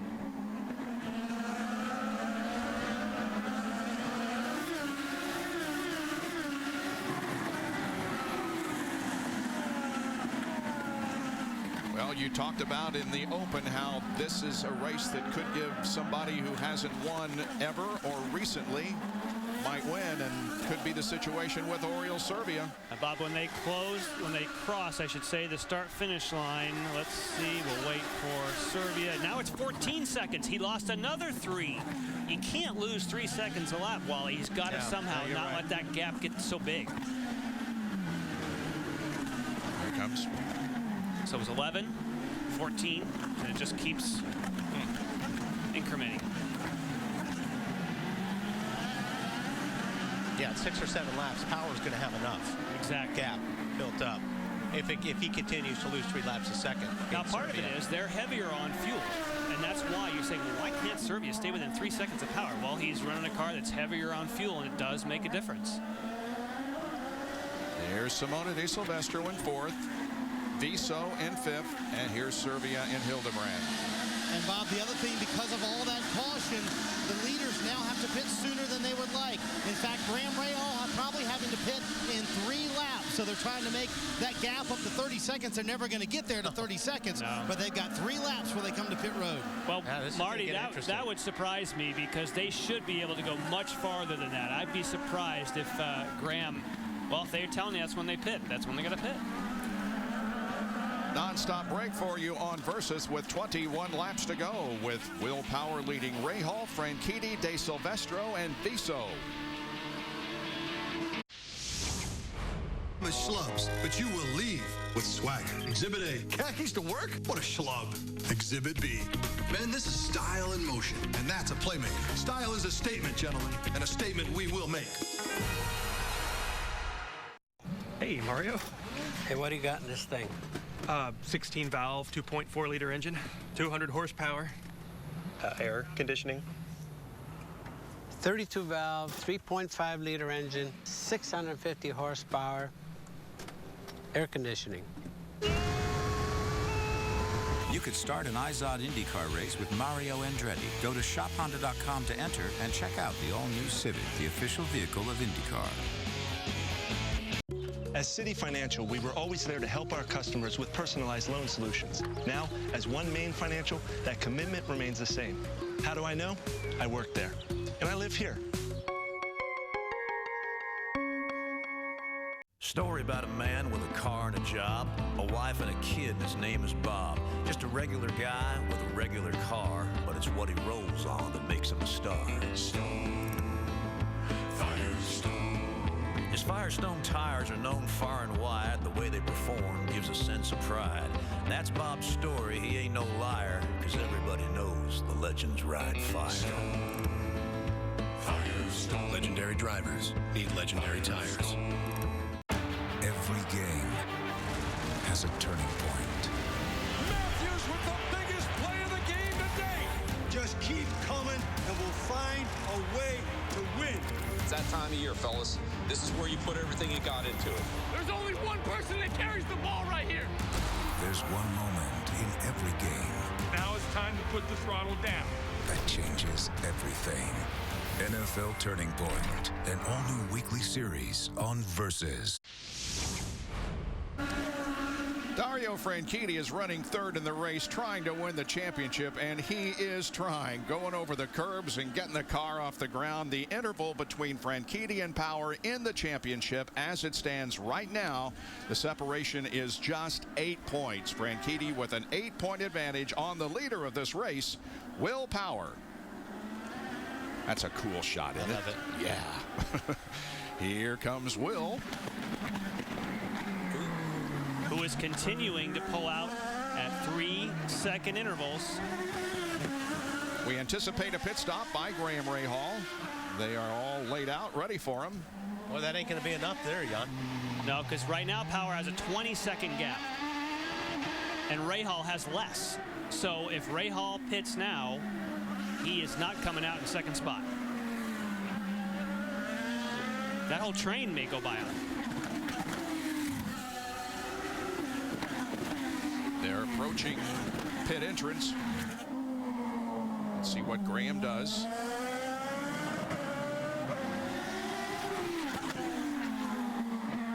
And he does come in.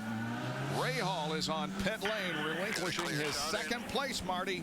Well, Bob, pit stops that could decide the race here. Remember the last time on pit road, this team lost time to Will Power. We'll see where they cycle out. It will be sticker blacks requested by Graham Rahal. He feels like those will be better at the end of the run. Get it full of fuel. They waited a long time on the right rear. Let's see where he cycles out with everybody else. And there goes that train, Marty.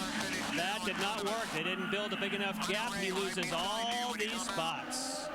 Going to come out somewhere around 13th or 14th. Mira is running 13th, so Rahal will be in 14th position. So he'll be able to pick a few of these off. And here's Ryan Hunter-Reay running with him. And Hunter-Reay moves around him. So Will Power knows he needs, I mean, they knew that already just by looking and doing the math. He needs quite a bit more of a gap, or he's going to be in the same scenario. Not that far back. See what his gap is now. 24. Ooh, he's still pulling that 3 seconds a lap. Yep, almost 25 seconds. He needs a couple more laps. He is. Hey, this guy's fun to watch. And he knows. I mean, he knows every single lap before he pits right now is a difference between winning and losing. This is like qualifying. That's the way he drove in qualifying. He's getting everything out of this car because he knows they still need another 5 seconds or so. Look at the gap between himself and Dario Franchitti running in second spot. It's more than 6 seconds. Simona De Silvestro is still running third and EJ Viso fourth, and then comes Oriol Servia. And Hildebrand is in, Lindy. And he comes in and hits his marks. They have the red tires there waiting on him. Remember, J.R. Hildebrand now has TK's old engineer Michael Cannon on his side on the pit stand. He is down and out in 7.9. Did he not come in with the other? No, he must not have. I thought he was on the same sequence of those cars he was racing with. That would be why he was so racy behind Oriol Servia, because he would have been much lighter on fuel. We anticipate Will Power coming to pit lane this time. The gap is 26 now, Bob. Looks like that Hildebrand pitted in a handicap area. Do you see the marker there on pit lane? There he is. Here we go. Here he is. Boy, he sure charged that pit lane. I think he may lose the lead, but he's not going to lose nearly the positions. Watch the oil. That Graham Rahal did. Here comes Servia. Keep an eye on Servia. Down to Kevin. All right, hit our marks here.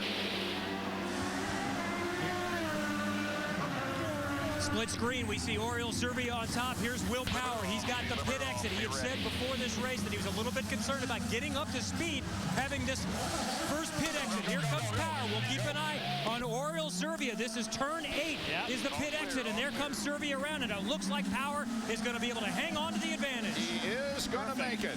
Perfectly done. How about that? Well, he definitely shaved a little time off what the team had said you'd lose on pit road. Oh, you know why? Because as of this morning, they changed where the pit speed was. They used to have the pit speed limit. You could run in faster and yes, harder. they changed that this morning. So the numbers that the engineers had of the 27 seconds was when there was a pit speed from right where you peeled off. Well, they moved those barrels this morning, and that was just a couple of seconds that Will Power needed to get himself back out in the lead. Now here's a leader. When is Dario going to have to pit? Now. Okay. Thank you, Wally. Let's see. You're absolutely right. Very Just good. ask, Bob. I'll give you an answer. It may not be the right There were one. the cones. I'll give you an answer. There were the Sunoco cones just as you made the right. So we had 2 corners at speed that made the difference. Kevin Lee.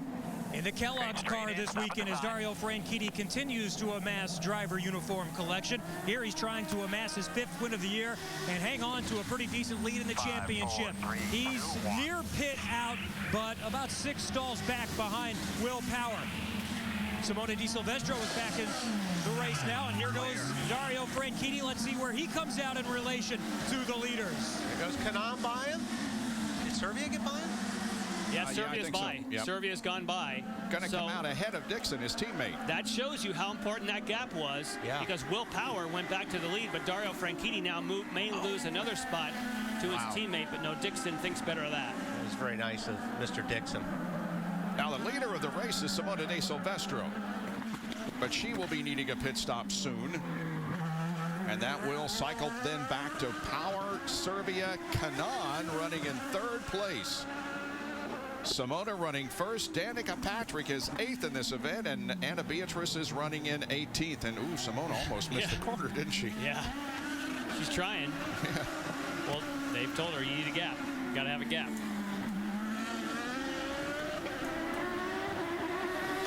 Right on the mark.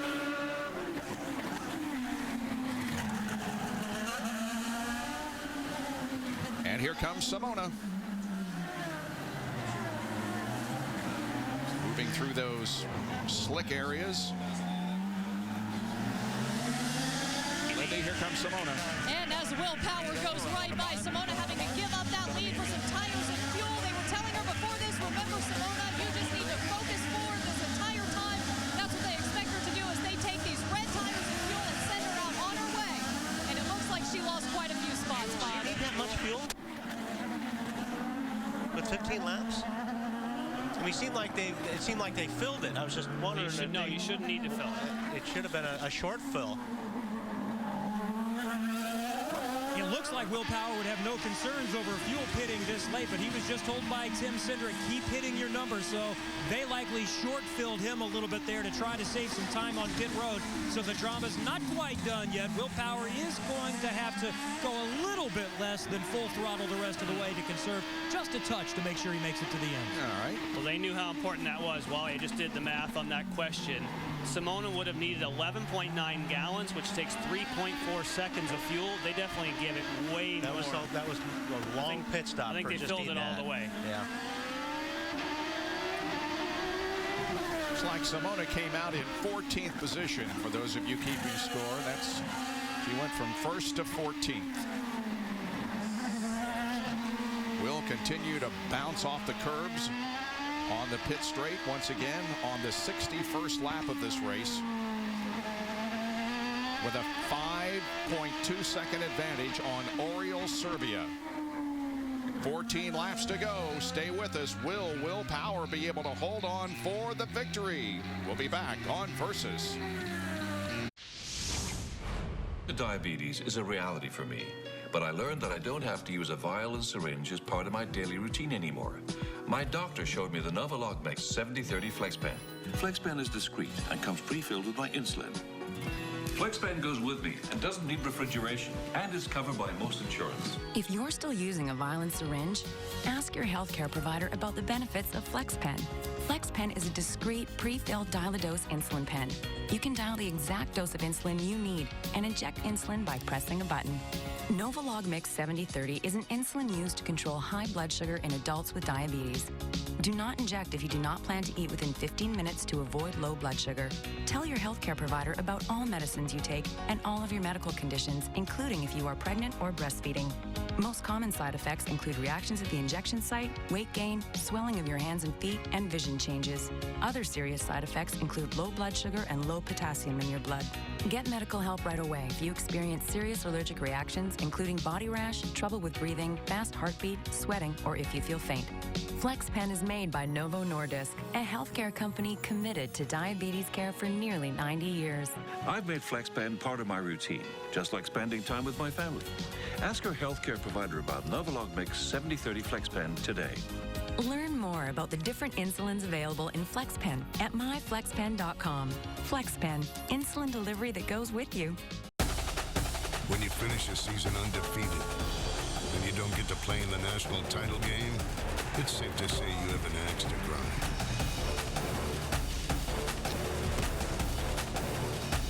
When you win the Commander-in-Chief's trophy, and in your spare time, you're learning to fly an F-16, you're not afraid of anybody. TCU and Air Force, Saturday 3. College football on Versus. Welcome back to the streets of Baltimore. In the championship battle, the past 5 races, Will Power had a 55-point deficit after Toronto, and now going into this race, the margin was 26. Right now, as they run on the racetrack, the interval between first and second in the points championship is just 5, with 3 races to go after this one. Maximum point day today if he pulls it off. That's right. He's already gotten the 2 for leading the most laps, and won yesterday for the pole. So maybe another clean sweep as it was in Sonoma for Will Power. Here's the interval way back there is Oriole Serbia. 7.5 seconds according to the scoring. And how about Tony Kanaan, who is running in 3rd after having a terrifying crash in the morning warm-up and starting in 27th position. He has come up to run 3rd. And wow, Dario just did another flying act across those curbs. He definitely wants to try. He knows what the points implications will be if he doesn't gain a few more. All right, let's do a through the field here as Will is showing the way, guys. And Will Power has been told he's now okay on fuel. No concerns about that. Just take care of the tires. Penske has 30 street course victories out of their 158. Will Power is looking for number 7 of his 15 career, if he indeed can hang on and get to victory lane here today. Marty? Wow, how about this day for Oriole Serbia? Pitted at lap 42. It was the right call. They put scuffed reds on. He is hanging on in 2nd position. And remember, when we talk championship, it's just not the battle for the lead in the championship. He's battling Ryan Briscoe for 4th. This will be a huge day for Oriole Serbia if he can hang there, Lindy. And what a day for Tony Kanaan. A big crash in the morning warm-up. Works for up until the last minute to get his car ready to come out here. After the last pit stop, Mark Johnson told him 99% chance you're going to make it on fuel. Now they're saying we need fuel mileage out of you. And Kevin, he has to get a specific number to make it. And we may still have a battle for that position. We see Dario Franchitti about 2 car lengths behind. He wasn't thoroughly thrilled with the car in qualifying. Went off course a couple of times in qualifying, so pretty good to survive to make the Firestone Fast 6 yesterday. Franchitti running in 4th, and then Scott Dixon, his teammate, is right behind him in 5th position. Also not bad considering for Dixon. He had a good car all weekend, but they missed something in qualifying, and they were pretty baffled. Dixon started in 10th. He's worked his way back up to 5th position. Lindy? Takuma Sato behind him, involved in that big incident earlier, and he had to come in and get a new front wing, then come right back in and get topped off on fuel. Now they're telling him you have more fuel than the guys in front of you, and you have all your push to passes, so use whatever you need. Well, for Alex Tagliani, Lindy, he told me this morning, he said everything we changed on the car this weekend just seemed to make us go backwards. But fortunately, they were in that wreck a little while ago. Pitted, changed the nose, put the red tires on. Holding on right now, car not quite to his liking, but hanging in there in the top 10, Lindy. Danica said from the beginning she was not counting herself out on this one, even though she doesn't really like these road and street courses. She says anything can happen on a street course, and of course she wants to win something before she leaves, and she thinks it's more than possible to happen here. This year she has 1 top 5 and 7 top 10s. Behind her, Vitor Meira coming off of a very tough weekend at Sonoma. He started 28th, had to race on fuel strategy. That did not pay off. He said this weekend they have to regroup because he's still alive in the championship for the top 10, and he is not giving up on it. And behind him, Hunter-Reay. He has been told he might not have enough fuel to make this. He was also involved in that incident earlier, but I guess really who wasn't?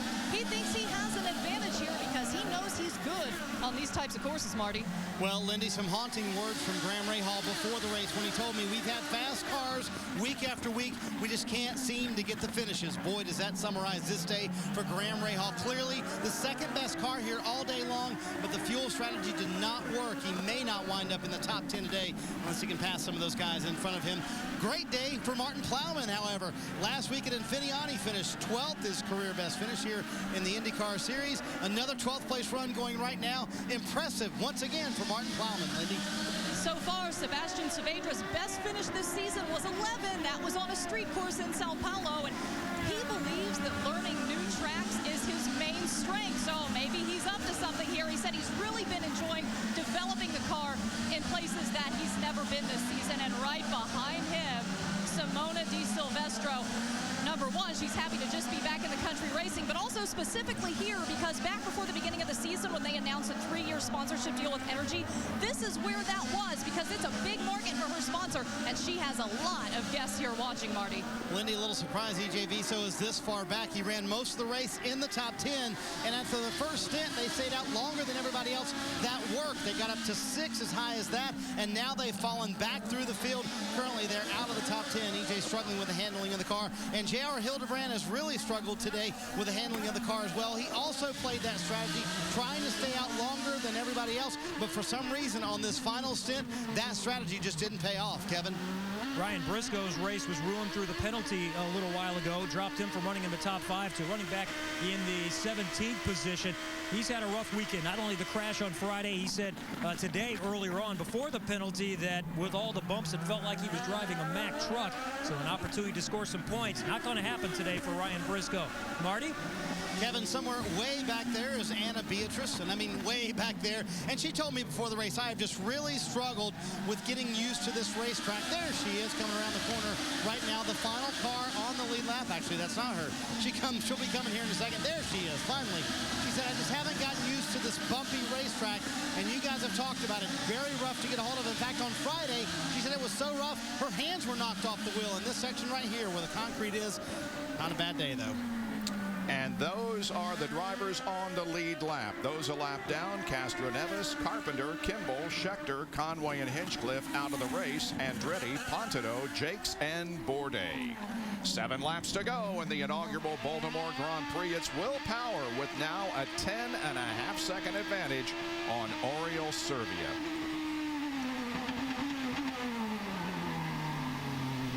This guy gets it done on street and road courses and on, well, any kind of road course, street or road course.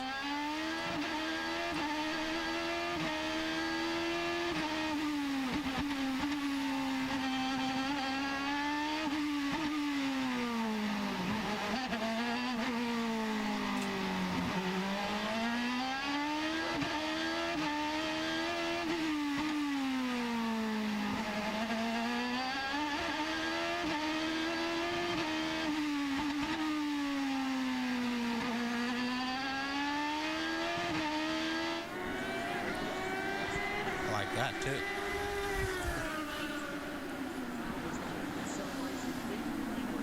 Back here in second place, they run pretty close for second, third, fourth, and fifth. And you know Frankie wants to get past Tony. Oh, yeah. Any position he can gain is just a little more points. Off the racetrack, they are very good friends. But normally all these guys set that aside when it comes race day. 69 laps now complete.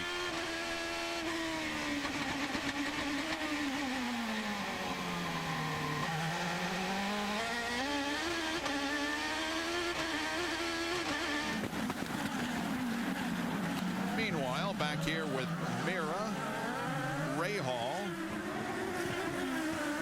Plowman. Again, Martin Plowman, right you are, as James Hinchcliffe has had problems since the incident there a few laps ago. Yeah, Bob, he had an upper and lower wishbone issue, so it took them 12 laps to repair the car. They went back out because they're still very focused on this rookie championship battle. They came in just 3 behind J.R. Hildebrand, and at one point they were running 11. They were 3 or 4 spots ahead of Hildebrand, so they could have come out of here with the points lead for the rookie battle. One positive to report: remember earlier in the year when his deal was announced, he missed the race at St. Pete. He wasn't supposed to go to Brazil. They decided to do that after a good showing at Long Beach, and now we can tell you that they will be going to Japan. That's just been confirmed thanks to their sponsors Sprott and Newman Haas, so he will still have an opportunity to battle for the rookie championship. And Hinch told me that things are looking good towards next year, and he thinks there's a very good chance he's going to be back at Newman Haas in 2012 as he climbs out today with no more spots that can be gained. I hope he's back. Yeah, he's been really impressive. Yeah, good guy. And he's had great runs. He just hasn't had the finishes just because of some bad luck. But he's done a pretty darn good job. Speaking of runs, Rahal is quite close to Mira. He goes up the inside.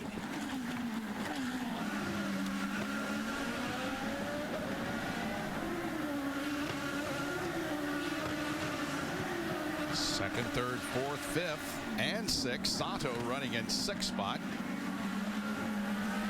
race, Takuma. Remember, he started the back of the field also. And sometimes he's actually caught these guys. He wasn't even in the picture about 4 laps ago, so he's there. It's one thing to catch, another to pass. Especially this bunch. All these guys are fast.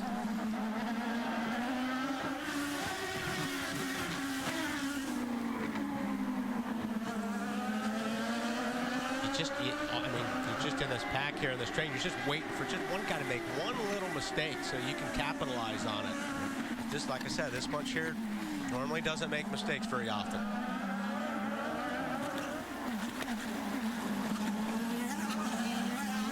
Still bouncing over the curbs with 4 laps to go. We've had 5 leaders and 7 lead changes in this race. The leaders have been Power, Franchitti, Del Silvestro, Hunter Ray, and Briscoe. And you would have to say, other than the Briscoe incident in turn 3, these drivers have been very well behaved today on a very, very tricky racetrack. Yeah, we all expected to be a lot of cautions today. Starting at the first lap, first turn. But it's proven to be a pretty good racetrack.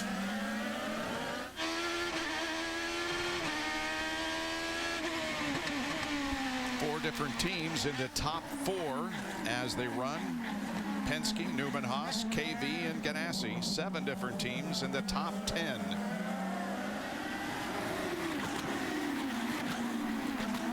Ryan Hunter-Ray has moved up to 8th position, passing Danica Patrick.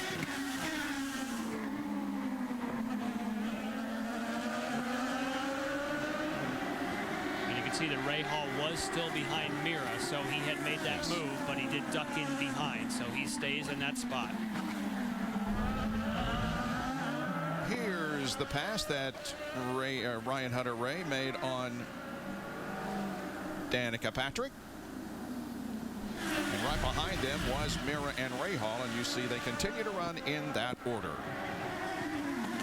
Sunday afternoon drive for Will.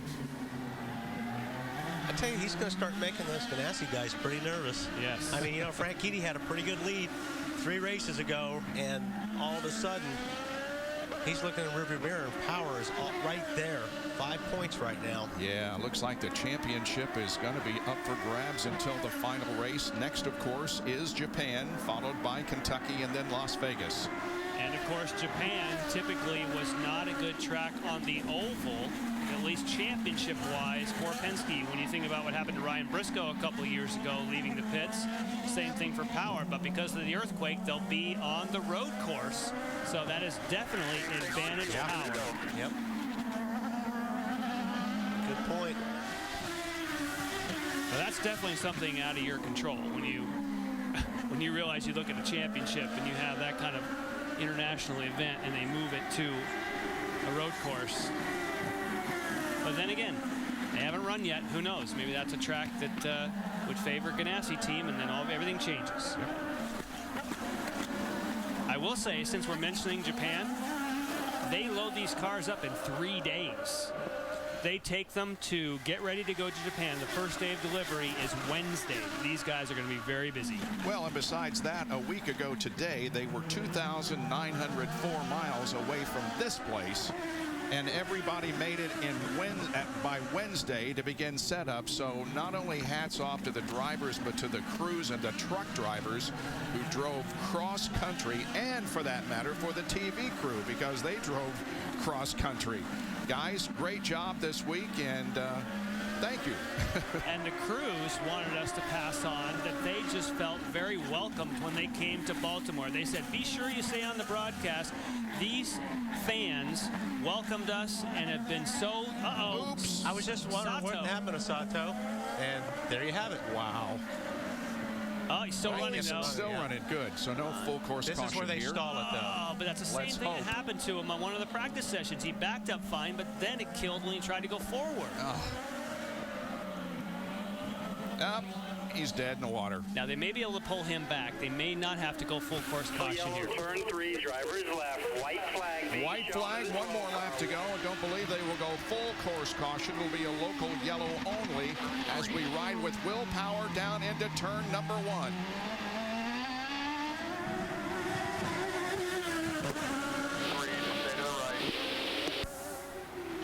Sato is down here in turn 3. Way right. Back up. Slow down, slow down, slow down. Stay way right. Way right. Slow down. Okay. There you go. Good job. You got a big gap. Slow down, slow down. Unbelievable ride for Will Power here this afternoon. He's 11 seconds ahead of his closest rival, Oriol Serbia. And here is Patrick. Danica went back. But was that under caution? Oh, she made that move going into that corner, and the yellow flag was out. They may take that one away from Danica. Good point. It's Alex Tagliani running right ahead of them. Now E.J. Viso is off course. Well, all of a sudden, the last lap for the Lotus guys. Yeah, the 2KB car, 2 of the 3 are off course. Meanwhile, here is Will Power moving off of corner number 12.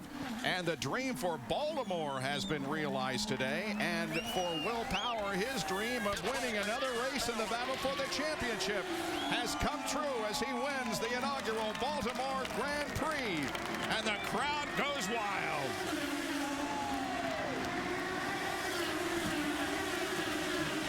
Serbia finishes second. Tony Kanaan, Franchitti, Dixon. Tagliani finishes in 6th position. And hugs all around in the Penske crew as Will Power has won again.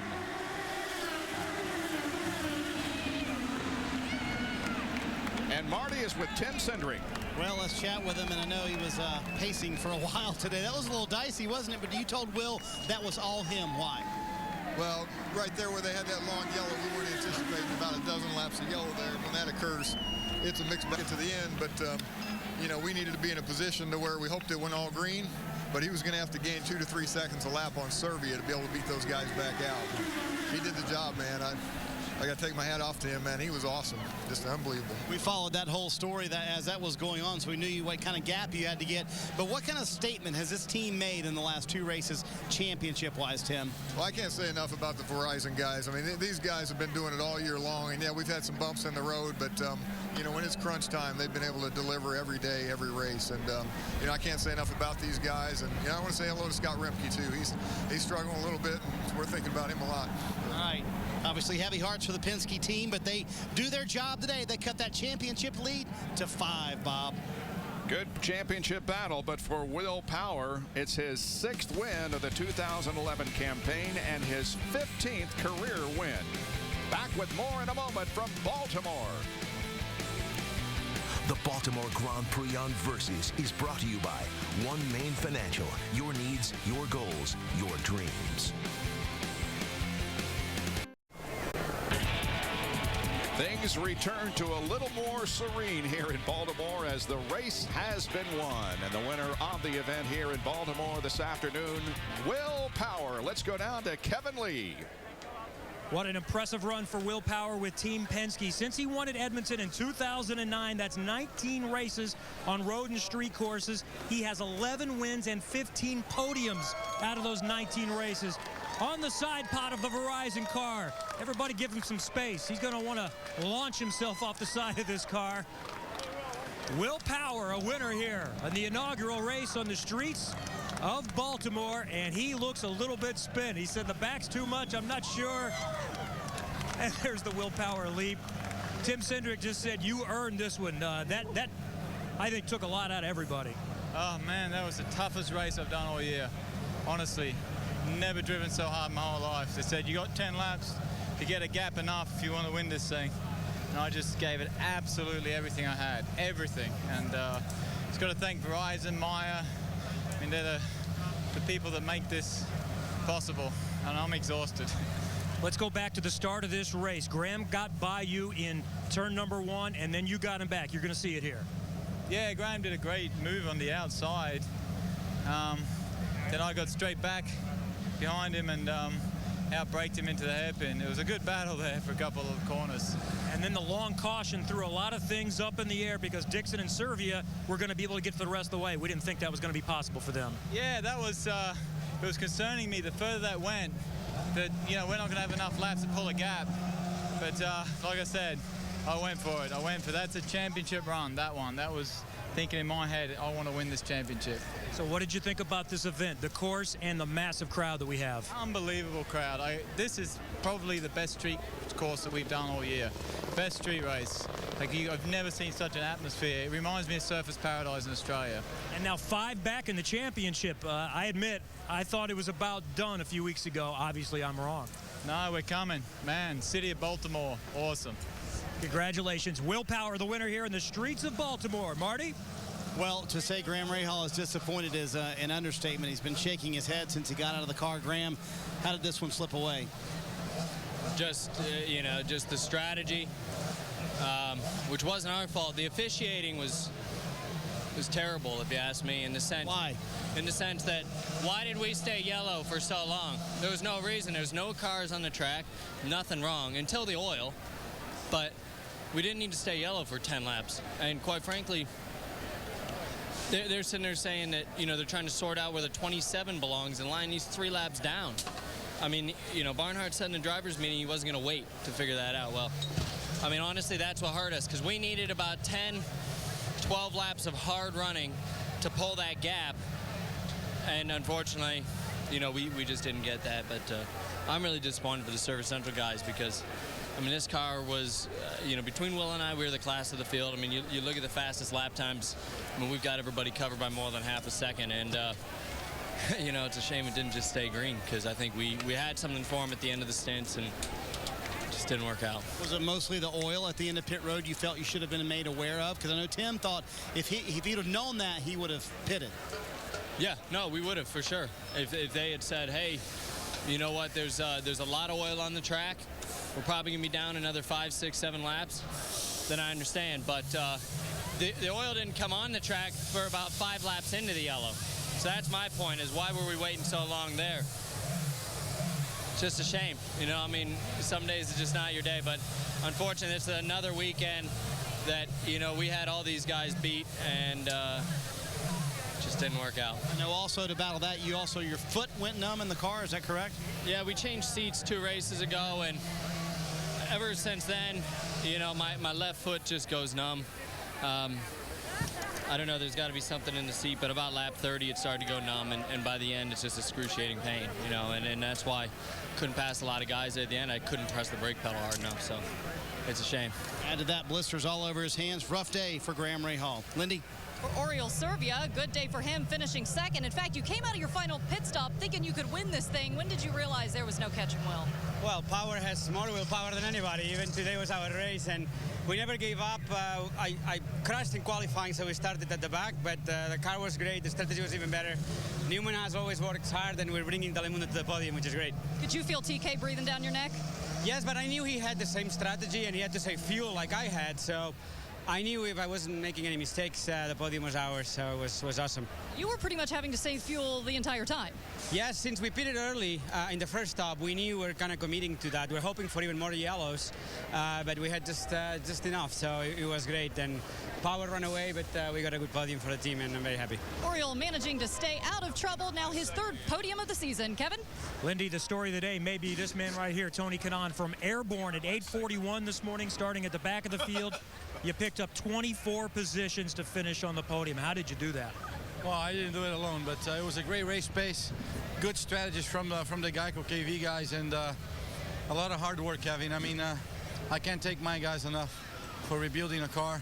We made a human mistake this morning, but we fixed it, and that's, I think, it's my strength. I mean, my entire career is being drama, then happy endings. So I'm extremely happy. This is Geico's headquarters are in Washington. Everybody's here for the first time in the year, so it helps a lot, especially nowadays. Sponsorship is so difficult, that especially what I went through at the end of the year. So I'm very happy. The event's fantastic, a huge crowd here. How about from the driver's perspective in this course? Awesome track. The crowd is unbelievable. We want a race where people come to watch us, and track is rough, and that's what we get paid. And I would say, as a first event, it was a huge success. There's a couple things that we can always improve, but this is the price of a new track. So hands down to all the people in Baltimore, everybody that came to watch the race, all the organizers, because it was a great event. How many Tony Kanaan fans around us here? I think we got a few.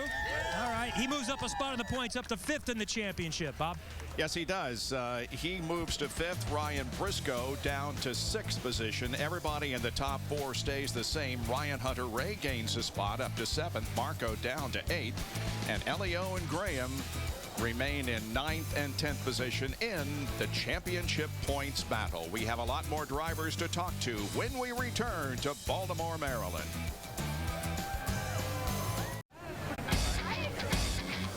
Welcome back to beautiful Baltimore. The very first Grand Prix over. Our winner, Will Power. 2nd place, Oriol Serbia. And in 3rd place, Tony Kanaan, which you would not expect after his day starting last. Let's take a look at where things stand with Dario Franchitti and Will Power. You see Dario has 4 wins, Will 6, Dario 2 poles, Will 7, and I'm here with Dario Franchitti as we look at that. I know you don't like to talk about points. Are you worried now, though? There's 3 left. I've been worried since the first race. I think you always go out and do your best. You know, getting stressed about it though is not, doesn't make you go any faster. You just go out each week, do your best. That's what we've done when we've won the last 3 championships, and that's what we'll do this time and see how it works out. Do you think you're better than him on the ovals? I think on any given day, either of us is as good on the road course or the street course or the oval as the other.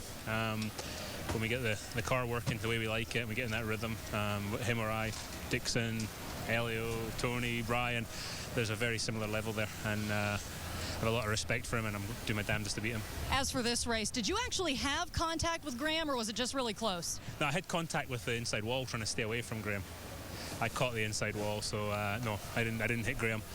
I just saw you guys talking. What'd you talk about? Oh, I was just telling him I thought he drove a hell of a race. That was I thought he did fantastically. He was on the limit every lap today. So no, it was all good. It's a shame he didn't get the result. I know how he feels. It's a fantastic, very challenging track here. Great crowd. Just need to put some passing places in, you know. But I think everybody was definitely challenged out there today, just hanging on the cars, and that's the way we like it. Yeah, I would say so. Dario Franchitti with a 4th place finish here. And his teammate Scott Dixon comes in right behind him in 5th, maintains the 3rd place spot in the championship. After starting 10th, qualifying did not go the way that you wanted. Does 5th seem not too bad considering? Yeah, you know, qualifying was a bit bizarre for us. We were quickest in Q1 and then put the 2nd set of tyres on and just couldn't go anywhere. So, you know, we had to start a little ways back. We went off strategy almost immediately. I think we pitted around lap 10 or 12 and was hoping for a yellow, but that didn't come. So we slipped back even further, went off strategy because we were so far off to start with, and caught, you know, that caution. Obviously, we got caught up in that crash and you know, going to the back with 2 flat tyres, it was just a day where you were kind of going backwards and forwards and all over the show. But I got to say, you know, thanks to all the fans. You know, it was for Baltimore's first event, it was fantastic. The crowd here are unbelievable, and it's good to see the support here. Yeah, you were a little bit busy over the weekend, but I had a chance on Friday to walk around, and that's just, it's very nice to see so many people out here that are getting a chance to taste this sport. It's cool, man. You know, and you got to hand it to the promoters and the city of Baltimore. You know, they did a hell of a job. You know, it's always difficult the first time round. You know, there's definitely areas that we can improve on the track for next year, so we can open up some more passing zones for the fans to watch. But you know, they did it firsthand. They had, you know, concerts here. They had, you know, action for everybody, and you know, it's a lot of fun. So thanks to Team Target and everybody in Baltimore. Pretty good run for Scott Dixon, caught up in the melee. 2 flat tires that had him limping on the pit road, but he still comes home in 5th. Marty? Well, Kevin, the numbers show that Ryan Briscoe finished 14th. The car way better than that. Obviously, the penalty early in the race, Ryan, or at that restart there. Your take on that, was it a fair penalty? I don't think the penalty fits the crime, but pretty dejected feeling at the moment. But, you know, we had a great car. You haven't seen it yet. Here it is. But, you know, we were going down into turn 3 and Hunter-Reay was blocking me. And then he opened it back up. But I was just coming in a bit hot because I had open track when he blocked, so I was going to come down on his outside. And then he came back to my line of the track. And you know, so I hit his rear wheel. It wasn't intentional, but it wouldn't have happened if he didn't block me and then change lanes twice and come back to the outside. So disappointing. I'm sorry about the pile-up that it caused as well behind, but tough track, you know, really physical out there today. The car was strong, and just disappointed about the result, but my head's already in next year's car, to tell you the truth. You really don't think, though, that penalties should be based off what maybe happened between you two earlier in the year, do you? What, when you ran up my backside? I mean, you don't dish out penalties based on grudges, that's for sure. Obviously, they would have given the penalty to me based upon what they thought happened in the race, and my front did hit his rear, but it was circumstantial. It's a tough penalty, you know. It's a really tough penalty. It ruined our race, but I'm not in the fight for the championship, and penalties are more freely given out to guys that aren't really running for the championship, so we'll take it. All right, there's Ryan Briscoe's take. He felt like there was a little blocking before that incident. Kevin, what's Ryan Hunter-Reay say? Yeah, let's hear the other side of the story. Ryan Briscoe says that you may have been blocking a little bit going into that corner, and he doesn't really think a penalty was needed there. What say you? Well, if he watches the replay, he'll see that there's completely a lane in there. I have a car in front of me, Dario, and I'm going to show him my nose, and Briscoe just took me out, you know. I think I owe him that's why they call him Briscoe thing from earlier in the year, but it's a shame. We had a good run going. Yeah, as you can see, there's more than two car widths inside. If that's blocking, I don't know.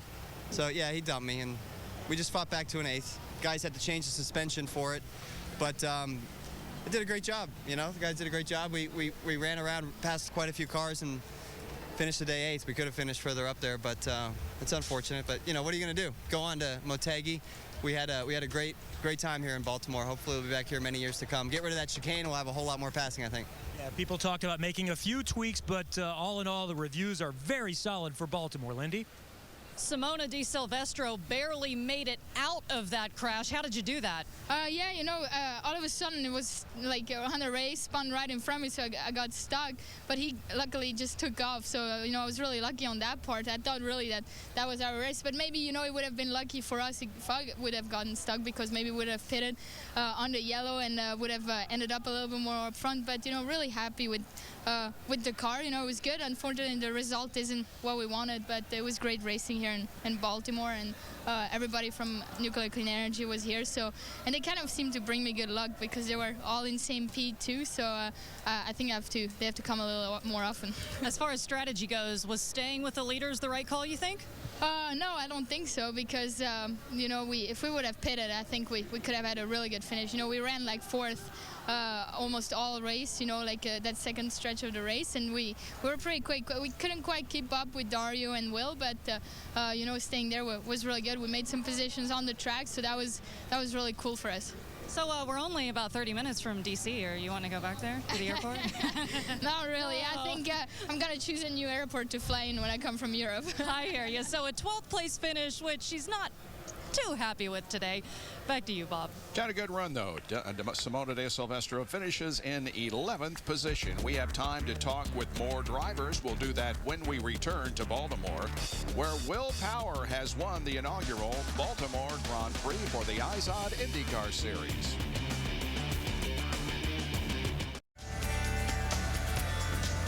Massive crowd begins to head home after seeing the first Baltimore Grand Prix, which Will Power won. And here are the unofficial results. Oriol Servia about 10 seconds behind Will at the drop of the checkered flag. Tony Kanaan from almost last to first. Then Dario Franchitti, Scott Dixon, Alex Tagliani finishes third. Not sure whether Danica Patrick or Ryan Hunter-Reay will finish seventh. They're disputing that, or at least looking it over.